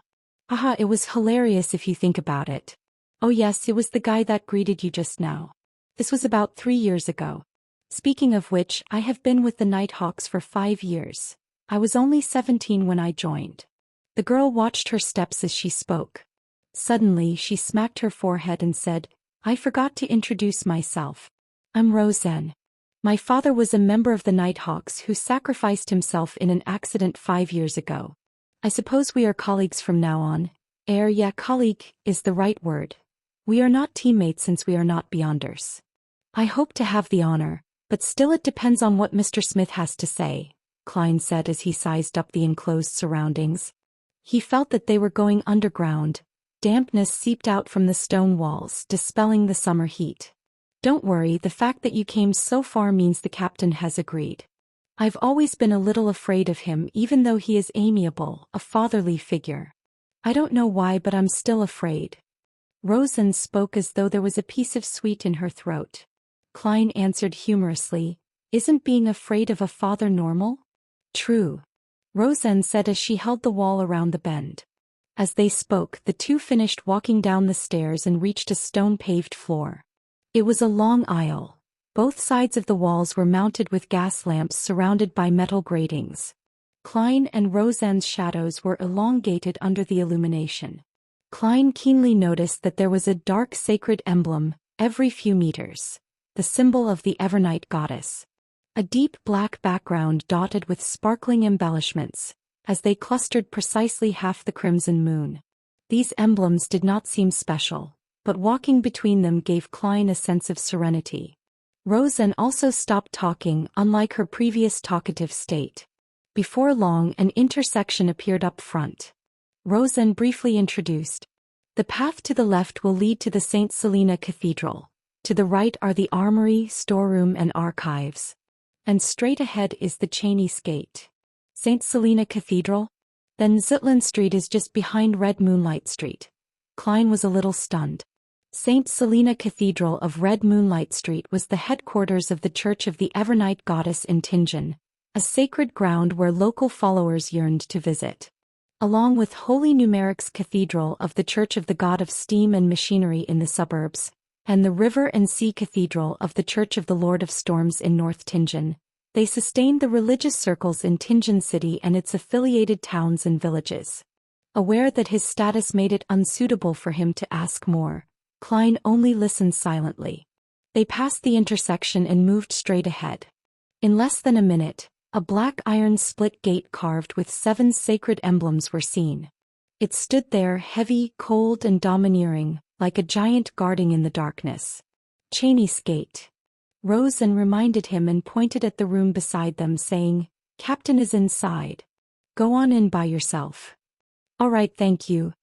Klein replied politely. The room Roseanne was referring to was just in front of Cheney's Gate. The windows were opened, revealing the lit room inside. Klein took a deep breath to calm himself. Knock, knock, knock. Come in. He heard Dunn Smith's deep and amiable voice. Klein opened the unlatched door gently. There was only a table and 4 chairs inside. Dunn Smith, with his high hairline, who was wearing the black coat from the previous night plus a gold watch chain around his chest, was reading the newspaper leisurely. Come and have a seat. Have you decided? Are you certain you want to join us? Dunn smiled and asked as he put down the newspaper. Klein removed his hat and bowed. Then he sat beside the table and said, Yes, I am certain. Then take a look at this deed, haha. People like to call it a contract now. Dunn pulled out the table drawer and took out 2 contract copies. There were not many clauses and most of them had been mentioned by Dunn Smith. The emphasis was on the confidential clause. Violators were tried in the tribunal courts of the Church of the Evernight Goddess instead of the kingdom's courts. It was akin to how soldiers and officers were sent to court-martial for trials. 5-year contract. £2 and 10 solely for weekly wages. 10 solely as compensation for the risk and confidentiality. Klein read through it and answered resolutely, I've no problem with it. Then sign it, Dunn said as he pointed to the dark red fountain pen and ink. Klein used a piece of waste paper to try out the pen before drawing a breath. He signed on both contracts with his name, Klein Moretti. As he did not have a stamp yet, he could only use his thumbprint. Dunn received the contract, took out a stamp from the drawer, and stamped on the end of the contract and a few key parts. With that done, he stood up and returned a contract with one hand and reached for Klein with the other, saying, Welcome, from now on you are one of us, and please note that the contract is confidential as well. Klein stood up as well. He received the contract, shook his hand and said, So, I shall be addressing you as Captain? Yes. Dunn's grayish eyes seemed especially deep in the dim surroundings. After shaking hands they sat down. Klein glanced at the stamp on the contract. It read, Nighthawk Squad, Tingen City, Awa County, Lone Kingdom. I can't believe you guys would use the name Blackthorn Security Company as a disguise. He laughed and said, Actually, we have other signboards. Dunn pulled out a piece of paper from the drawer. It was stamped with the stamps of the city government and the police department. The content were as follows. 7th Unit Special Operations Department, Awa County Police, Lone Kingdom. The first 4 units are the regular police responsible for general security, like the VIP Protection Unit and Key Installations Protection Unit. And from Unit 5 onwards are the ones dealing with supernatural incidents in each city. Our unit is responsible for incidents related to the followers of Evernight Goddess in Tingen. If there are different types of followers, then we divide the area accordingly. We are mainly in charge of places like the North, West and the Golden Indus region. Dunn briefly introduced, Unit 6 of the mandated Punisher Squad under the Church of the Lord of Storms is in charge of the Pier region, the East and the South. The University area and the suburbs are under Unit 5, which is the Machinery Hive Mind Squad in Tingen. Right. Klein had no questions about it. He then laughed. What happens if someone really comes here due to the Blackthorn Security Company signboard and requests for our services? We'll take those requests. Why shouldn't we? As long as it doesn't affect our daily operations, Dunn said slowly and humorously. Any earnings would be considered additional bonuses, so our members are quite willing to take those jobs. Anyway, the market for trivial and troublesome matters such as finding dogs and cats have been monopolized by private detectives. So how many people are there in this Nighthawk Squad? Klein asked since they were on this topic. There aren't many supernatural incidents, so there are even fewer Beyonders. There are only 6 formal members of the Nighthawks in the entire Tingen city, including me. Haha, as for civilian staff there are 6 including you. Klein nodded his head and eventually asked the question that he was most concerned about. So, Captain, what do you mean by Beyonders losing control? Why does it happen? Upon hearing Klein's question, Dunn looked out of the window toward the corridor that led to Cheney's gate. He took out his pipe, stuffed it with some tobacco and mint leaves and held it to his nose. He took a deep whiff as his voice turned reflective and drifting. Only at home can I enjoy the beautiful flavors of tobacco mixed with mint leaves without any worries. Klein, do you know about the creation myth? Of course, when I received primary education during Sunday school, we learned to read using the revelation of Evernight. Among them, the Book of Wisdom and the letters from the saints mentioned the myth of creation. Klein attempted to recall via the memory fragments of the original Klein. He slowed down his tempo and said, The Creator awoke from chaos and shattered the darkness, creating the first ray of light. He then fused himself completely into the universe and made up all of existence. His body became the land and stars. One of his eyes became the sun, while the other became the crimson moon. Some of his blood rushed into the seas and rivers, nourishing and nurturing lives. Klein subconsciously paused when he said that. Partially, it was because the relevant memories were a blur and that the creation myth was very similar to the Chinese creation myth of Pangu. The imaginations of people from different worlds shared something in common on their myths and legends. Noticing that Klein was having trouble, Dunn smiled and added, His lungs turned into the elves, his heart turned into the giants, his liver turned into the Treants, his brain turned into the dragons, his kidneys turned into the feather serpents, his hair turned into the phoenixes, his ears turned into the demonic wolves, his mouth and teeth turned into the mutants, and his remaining bodily fluids turned into the sea monsters, of which the essence was Naga. His stomach, his small and large intestines, and the evil parts of his body turned into devils, evil spirits and various kinds of unknown maleficent existences. His spirit became the eternal blazing sun, the Lord of the storms and the God of knowledge and wisdom. His wisdom gave birth to humanity. That was the first epoch, the Chaos Epoch. Klein finished the last sentence for Dunn, but he found it funny and ridiculous. As a keyboard folklorist, it was the first time he came into contact with a creation myth that was arranged in such great detail. It was so detailed that almost every prominent race corresponded to a particular body part of the creator. It's like a children's song with children sitting in a row and eating fruit. Furthermore, it was not only mentioned in the canon of the Evernight goddess. The churches of the Lord of Storms and God of Steam and Machinery also had similar descriptions. None of them alleviated themselves or devalued the other gods. This either means that the creation myth is real or hints that the few churches had undergone a long period of strife before compromising before the fifth epoch. With this in mind, Klein suddenly had another question. He asked with a frown, "It feels problematic. Why are the eternal blazing sun, Lord of storms and God of knowledge and wisdom born directly from the Creator's spirit, while the goddess isn't?"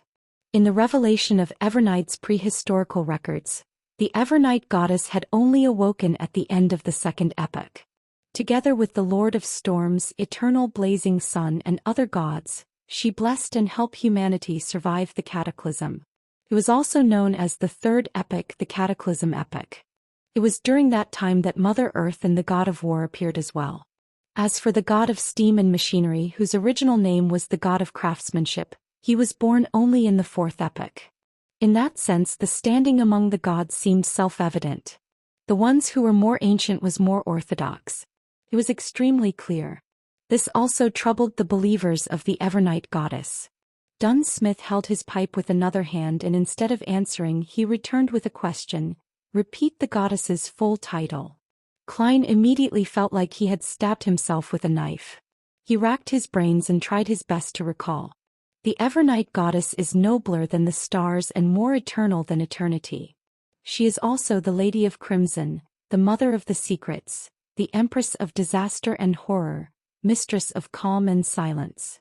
Thankfully, Klein's mother was a devout believer of the Evernight goddess. When she was still alive, she would recite this every evening at dinner. Even though the memories of the original Klein had fragmented, not all was lost. "What does the Lady of Crimson symbolize?" Dunn asked with a guiding tone. "The red moon." The moment Klein answered, he immediately understood. "Then which part of the Creator did the red moon come from?" asked Dunn with a smile. "A single eye." Klein and Dunn smiled at each other. This was no way less impressive than the Lord of Storms, who was formed from a third of the Creator's spirit.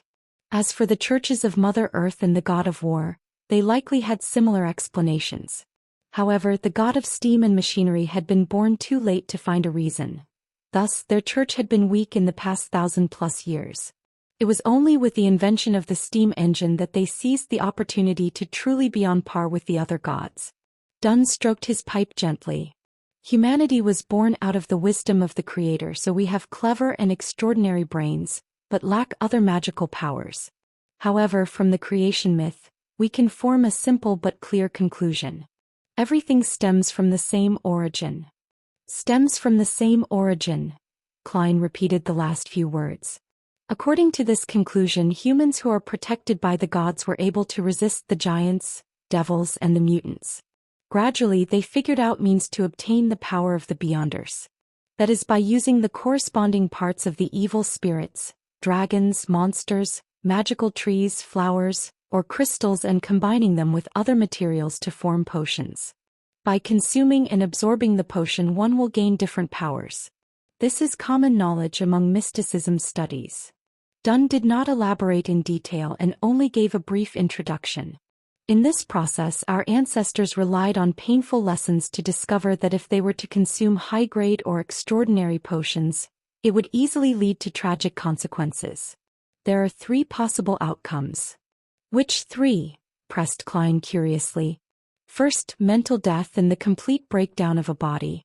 Every piece of flesh would become a terrifying monster. Second, their personality will be changed by the powers contained in the potion. They will turn cold, sensitive, irascible, cruel, and indifferent. Third, well, Dunn put down his pipe and picked up a porcelain cup and took a sip. Fermo coffee from the Paws River Valley is bitter, but very fragrant. It leaves a splendid aftertaste.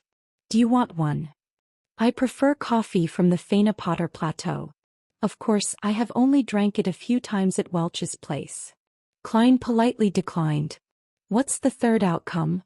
Mental disorder. Turning crazy on the spot, becoming more devilish than the devil. This is what it means by losing control. Dunn emphasized the words losing control. Without waiting for Klein to say a word, he put down his coffee cup and continued. After a long period of experimentation and exploration, together with the birth of the blasphemy slate, humans have finally perfected the potion system. We formed a tiered system that chains into stable progression paths known as sequences. The lower the number in a sequence, the higher the grade of a potion. At this point, the 7 major churches each control at least one complete sequence. Besides, there are also incomplete paths that they have gathered over the past hundreds or 1,000 years. Blasphemy slate? Klein sharply noticed the term. At the gathering, the Hanged Man had also mentioned it. According to the Hanged Man, the blasphemy slate was the most critical factor of a potion's system formation and completion. That seemed to contradict what Dunn had just said. Those were things created by some evil gods. As for which era it appeared, what it contains, or what's so special about it, I am unsure as well. If you discover any clues, you have to immediately report it to me. It deserves the highest level of response, said Dunn vaguely. I mentioned one of the types of losing control. I'll now tell you the remaining 4. All right. Klein pushed the question of the blasphemy slate to the back of his mind and listened attentively. Although humans have clever minds, they lack extraordinary powers. It is not absolute. There are always a few lucky ones. Perhaps I should call them the unlucky ones. They are born with relatively higher perception. Well, it also means the ability to sense spirits. They can hear voices that others cannot hear and see things that others cannot see. They have partial characteristics of beyonders. While Dunn spoke, he looked at the empty air around him and watched Klein shudder in fear. In other words, if they are half a sequence 9 beyonder and have fixed characteristics. Sequence 9 is the lowest grade in the chain. In short, they can only choose a corresponding fixed sequence pathway. If they consume other potions, the effects might range from mental disorders to a loss of control or even worse, death. Got it. Klein nodded slowly. The third kind is similar to the second kind. Once you choose a sequence chain, you will be forced to go down that path. There will be no room for regret. If you were to consume potions from the corresponding sequence of other paths, there will be a high probability you will get mixed, unusual, and warped powers. But it is almost certain that you would be in a semi-deranged state, sensitive and irascible, cruel and bloodthirsty, and silent and melancholic.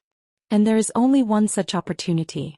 After that, regardless if you consume the potions from the original path or potions in the present sequence, the only result is a loss of control. The outcome could then be mental death. Alternatively, the body breaks down into monsters or even transforms into an evil spirit. As Dunn spoke, he lifted his coffee cup to take a sip. Klein, who turned alarmed and fearful after hearing this, fell silent for a few seconds before asking, "What about the 4th kind?"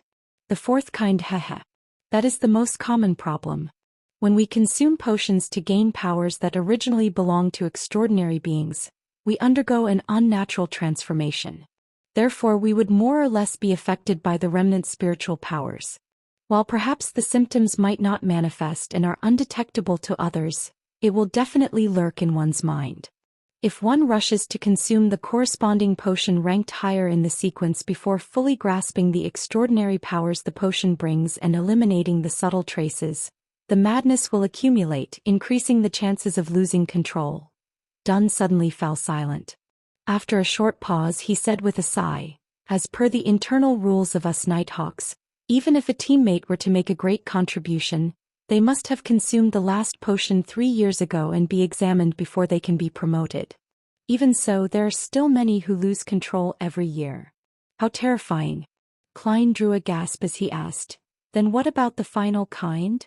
There was no trace of a smile despite Dunn's curved lips. The fifth kind is the most common reason for a loss of control. For Beyonders, one's spiritual perception would be enhanced more or less. The smaller the number in the sequence, the more enhanced their perception.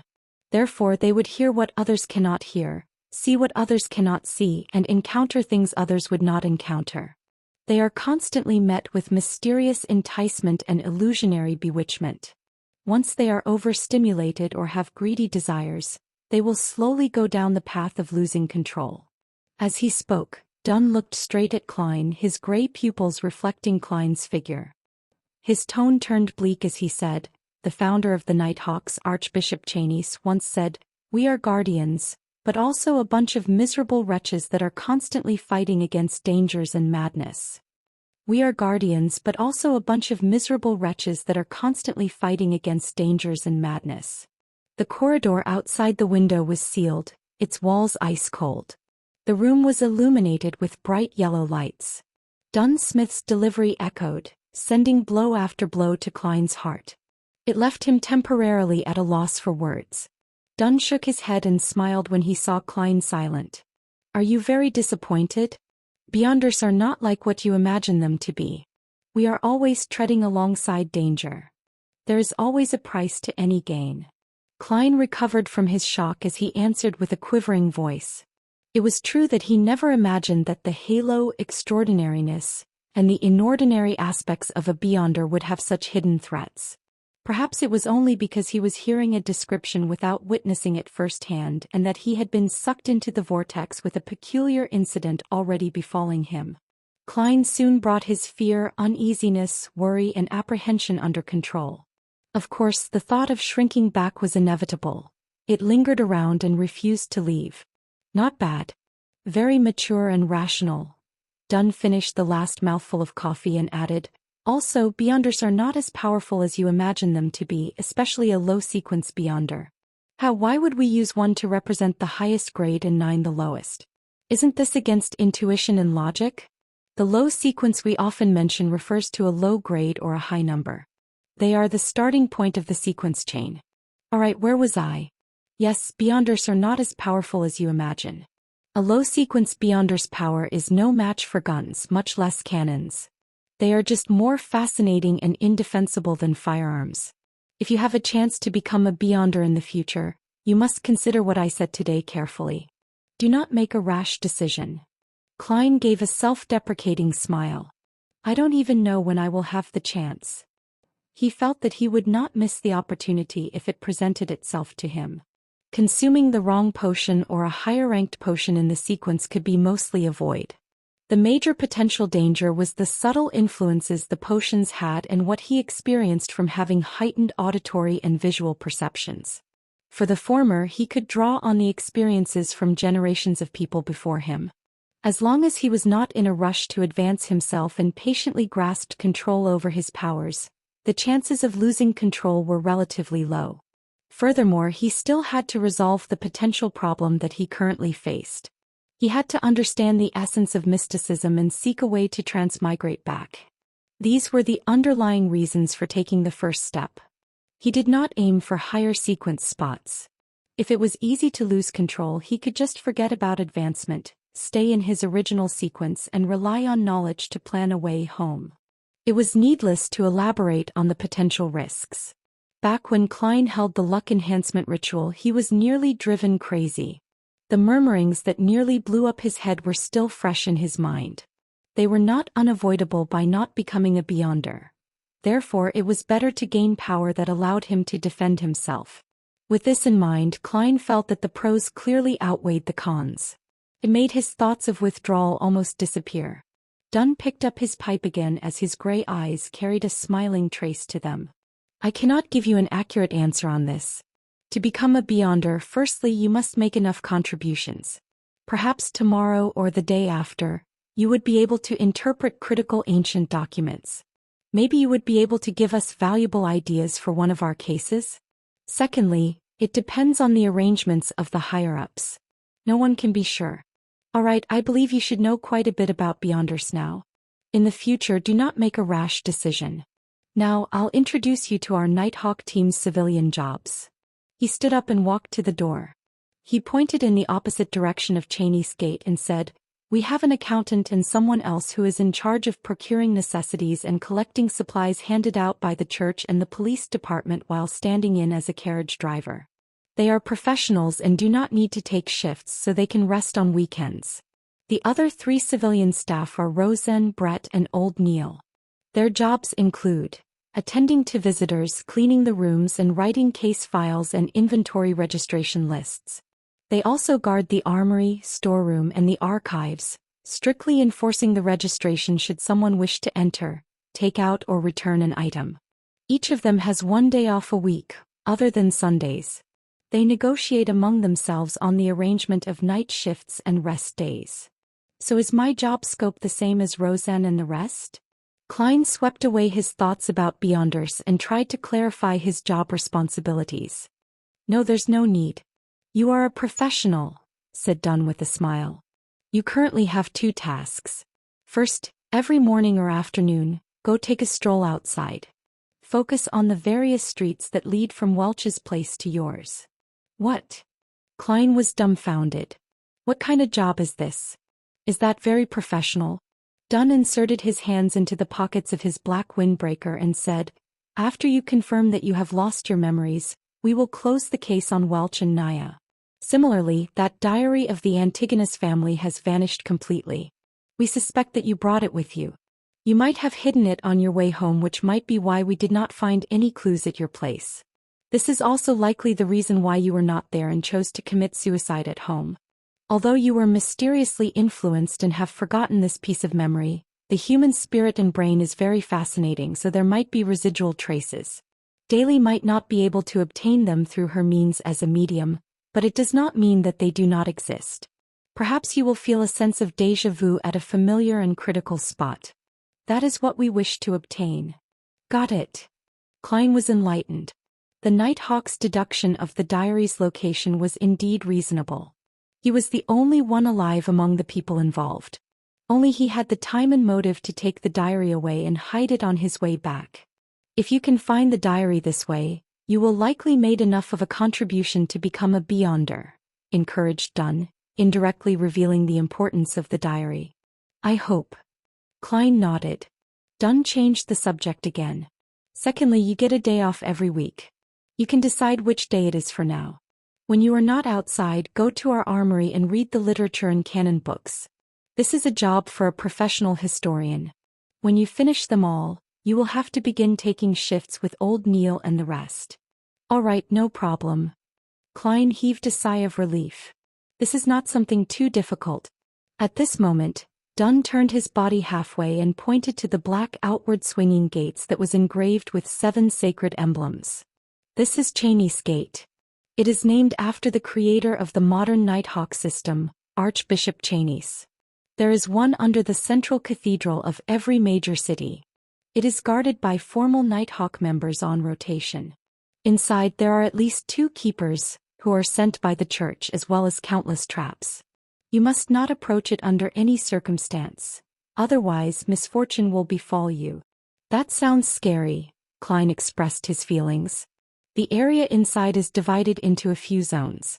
Stored within are certain potion formulas for certain sequences and other magical materials. It is also used to temporarily hold heretics, mutants, cultists, and members of secret organizations. Haha, they will eventually be sent to the Holy Cathedral," introduced Dunn in passing.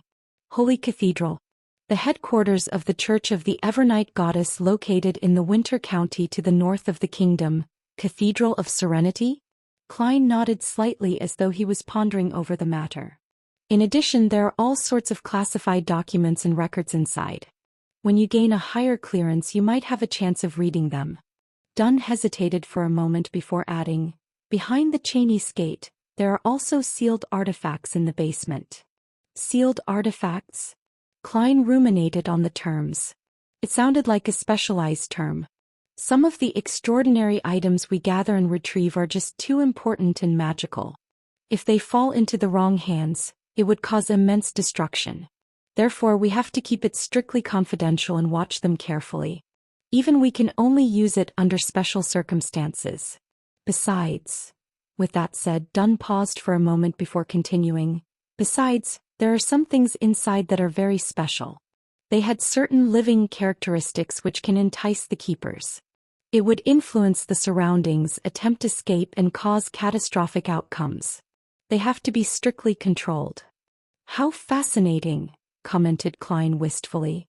The Nighthawk headquarters have categorized these sealed artifacts into 4 grades. Grade 0 represents extremely dangerous. They are of the highest importance and of the highest confidentiality. They are not to be inquired, disseminated, described, or spied. They can only be sealed in the basement of the Holy Cathedral, described Dunn in detail. Grade 1 is highly dangerous. They can be used in limited ways. Their security clearance is limited to diocesan bishops or Nighthawk deacons and above. The central cathedral of diocese headquarters like Backland can store 1 to 2 artifacts. The rest will be handed over to the Holy Cathedral. Grade 2 is dangerous. They can be used with care and moderation. The security clearance requires 1 to be a bishop or a Nighthawk team's captain and above. The central cathedrals in the various cities can store 3 to 5 artifacts. The rest will be turned into the Holy Cathedral or the diocese headquarters. Grade 3 is considerably dangerous. They have to be used carefully. It can only be applied for operations that require 3 or more people. The security clearance requires 1 to be a formal member of the Nighthawks. In the future, you will see the corresponding documents. Through the numbers, you can understand what they represent. For instance, 2 to 125 means that it is a dangerous grade sealed artifact number 125. As Dunn went on, he suddenly turned around and returned to his room. He pulled out a piece of paper from the bottom of the drawer. By the way, take a look at this. 3 years ago, a newly appointed archbishop lost control. For some unknown reason, he stormed through the various levels of protection and vanished mysteriously with a grade 0 sealed artifact. Memorize this photo. If you discover him, do not alert or disturb him. Return to report it immediately, or the chance of you dying in the line of duty is 1000%. What? Klein received the piece of paper. There was no title on it, just a black and white photo with a few lines of words. Insanguel. Male. 40 years old. Former archbishop. A gatekeeper who failed in his promotion and was enticed by the devil and was corrupted. He escaped with sealed artifact 0-08. Particular traits are: the picture depicted Insanguel as wearing an all-black clergyman robe with buttons on both sides and a soft cap. His hair was dark blonde and his pupils were so blue that it was nearly black. He had a high nose and his lips were tightly pursed. His facial features were like a classic sculpture without any wrinkles.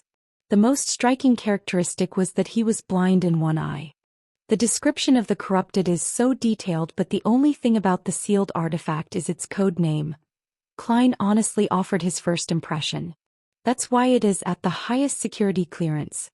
The search for sealed artifacts number 0-08 is only described verbally and never written in words. Even so, the description will be little, said Dunn with a sigh. 0-08 appears to be a common quill, but it does not need ink to write. That's all. Dunn did not dive deeper into the topic. He tugged at the golden chain on his black windbreaker and took out a gorgeous pocket watch of the same color. He clicked it open and took a glance before pointing outside. I've told you all you need to know. Go to the armory to find old Neil. Get him to arrange the documents that you need to read. He is no ordinary civilian clerk. He was once a formal member, but due to his advanced age he failed to be promoted. His health is ailing, so it's no longer suitable for him to handle cases. Furthermore, he does not wish to become an internal keeper or rest at home. All he wishes is to be accompanied by documents and records. Okay. Klein bowed slightly as he wore his short top hat again. However, his mind was preoccupied with how sealed Artifact 0-08 looked. It appears to be just your everyday quill? Writes without ink? Then what is its actual use? What makes it classified at the highest level of confidentiality that it's deemed extremely dangerous? Can it be a pen that kills anyone whose name is written? No, that would be way too heaven-defying. And Sangwell wouldn't need to escape and hide away if that were the case. Just as Klein turned around to leave, Dunn suddenly shouted out to him. Hold on. I forgot something. What? Klein turned his head, his eyes puzzled. Dunn put back his pocket watch and said with a smile, later remember to visit the accountant, Mrs. Oriana, and get an advance payment of 4 weeks, a total of £12. After that you'll earn half your salary every week until the difference is covered. That's too much. There's no need for this, the amount should be reduced, said Klein subconsciously. He had no objection towards an advanced payment. After all, he didn't even have the money needed to pay for the public horse carriage trip home. However, to receive £12 at once left him a little afraid. No, it's necessary, said Dunn as he shook his head and smiled. Think about it. Do you still wish to continue living in your present apartment? One that needs you to share a bathroom with so many other tenants? Even if you aren't taking yourself into consideration, think about the lady. Besides. He paused when he saw Klein nod in agreement. He smiled and sized up Klein's garbs and said with a meaningful intent. Besides, you need a cane and you should buy a new suit. Klein was taken aback for a second before snapping back to reality. His face immediately burned with embarrassment since the suit he was wearing was cheap and of inferior quality. Typically, a top hat was made of silk, costing 5 to 6 soldi. A bow tie was 3 soldi. A walking cane inlaid with silver was 7 to 8 soldi. A shirt was 3 soldi, while pants, a vest and tuxedo were around £7 in total. Leather boots were 9 to 10 soldi. As such, an entire suit cost more than £8 and 7 soldi. Of course, to be a presentable gentleman one needed a watch chain, a pocket watch and a wallet. Back then, the original Klein and Benson scrimped and saved before managing to save up a pool of money. When they went to a clothing store to check the price, they ended up running off without even bothering to try haggling. They each bought a set at a bargain shop near Iron Cross Street for a total of less than £2. It was also because of that incident that original Klein had a deep impression of the prices of clothes. Okay, Klein stammered a reply. He was like the original Klein. He was someone who cared about his appearance. Dunn took out the pocket watch again and clicked it open to take a glance at it. Perhaps you should find Mrs. Oriana first? I know you'll spend quite some time at Old Neil's while Mrs. Oriana will likely be returning home soon. All right.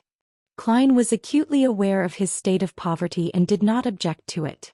Dunn returned to the table's side and pulled at a few hanging ropes as he said, I'll get Rosen to bring you there. The ropes began their operation as the gears ground, producing a chime from a bell at the reception area of Blackthorn Security Company. When Rosen heard it, she hurriedly stood up and carefully made her way down. It did not take long before she appeared in front of Klein again. Dunn said humorously, I did not disturb your rest, right?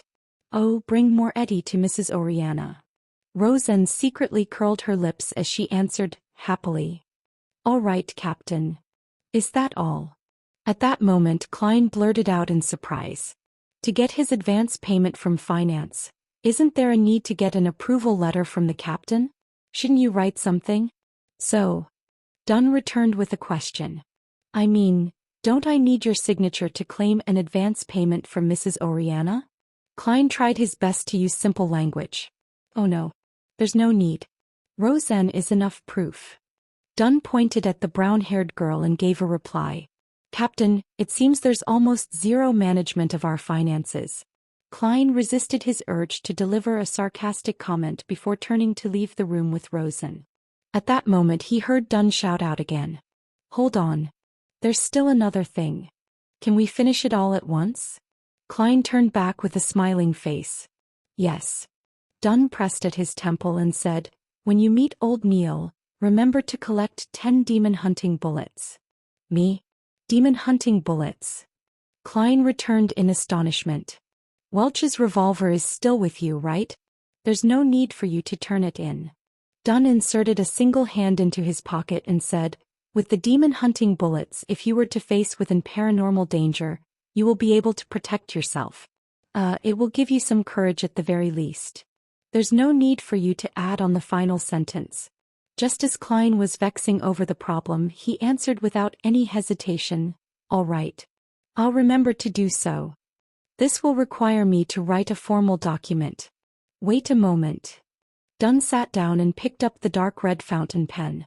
He scribbled a note, signed it and stamped it. Thank you, Captain. Klein received it sincerely. He slowly walked back before turning around. Hold on. Dunn shouted one more time. Captain, you look to be in your 30s. Why do you have the symptoms of dementia? Klein squeezed out a smile and turned around to ask, anything else? I forgot earlier that you are not trained in shooting, so getting demon-hunting bullets would be useless. Let's do this.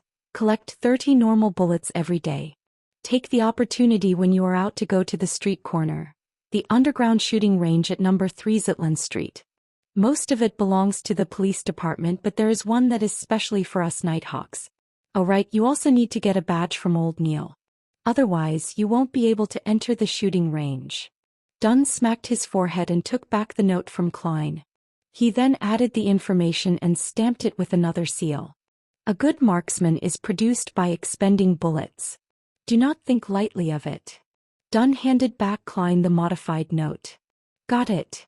Klein, who was fearful of danger, yearned to visit the shooting range that very day. He took 2 steps towards the exit before carefully turning around halfway. He deliberated before asking, Captain, is there anything else? No, Dunn nodded firmly. Klein heaved a sigh of relief and walked straight out the door. While walking, he had the strong urge to turn around to ask another, Are you sure there's nothing else? He resisted that urge and finally left the keeper room successfully. Captain has always been this way. He often forgets things. As Rosen walked by his side, she softly disparaged the captain. Even my granny has a better memory than him. Of course, he only forgets the trivial stuff. Yeah, trivial stuff. Klein, I'll call you Klein in the future. Mrs. Oriana is a very affable person. It is easy to hit it off with her. Her father is a watchsmith with excellent skill. As Klein listened to the brown-haired girl rattle on, he stepped into the stairwell and returned to the upper floor. He found Mrs. Oriana in the far office on the right-hand side. She was a black-haired woman dressed in a flounce lace dress. She appeared in her 30s and had fashionable curly hair. Her pair of green eyes were clear and smiling, and she seemed refined and elegant. After Oriana heard Rosen repeat Dunn-Smith's instructions, she took out a note and wrote an advance slip. Sign here. Do you have a seal? If not, you can leave a thumbprint. All right. Now familiar with the procedures, Klein completed the formalities. Oriana took out a copper key and opened the safe in the room.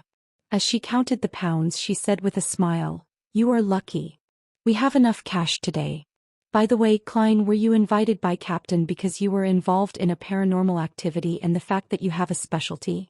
Yes, you have an impeccable intuition. Klein was not stingy with his compliments. Oriana took out 4 notes with light gray backgrounds with deep black patterns printed on them. After locking the safe, she turned around and smiled.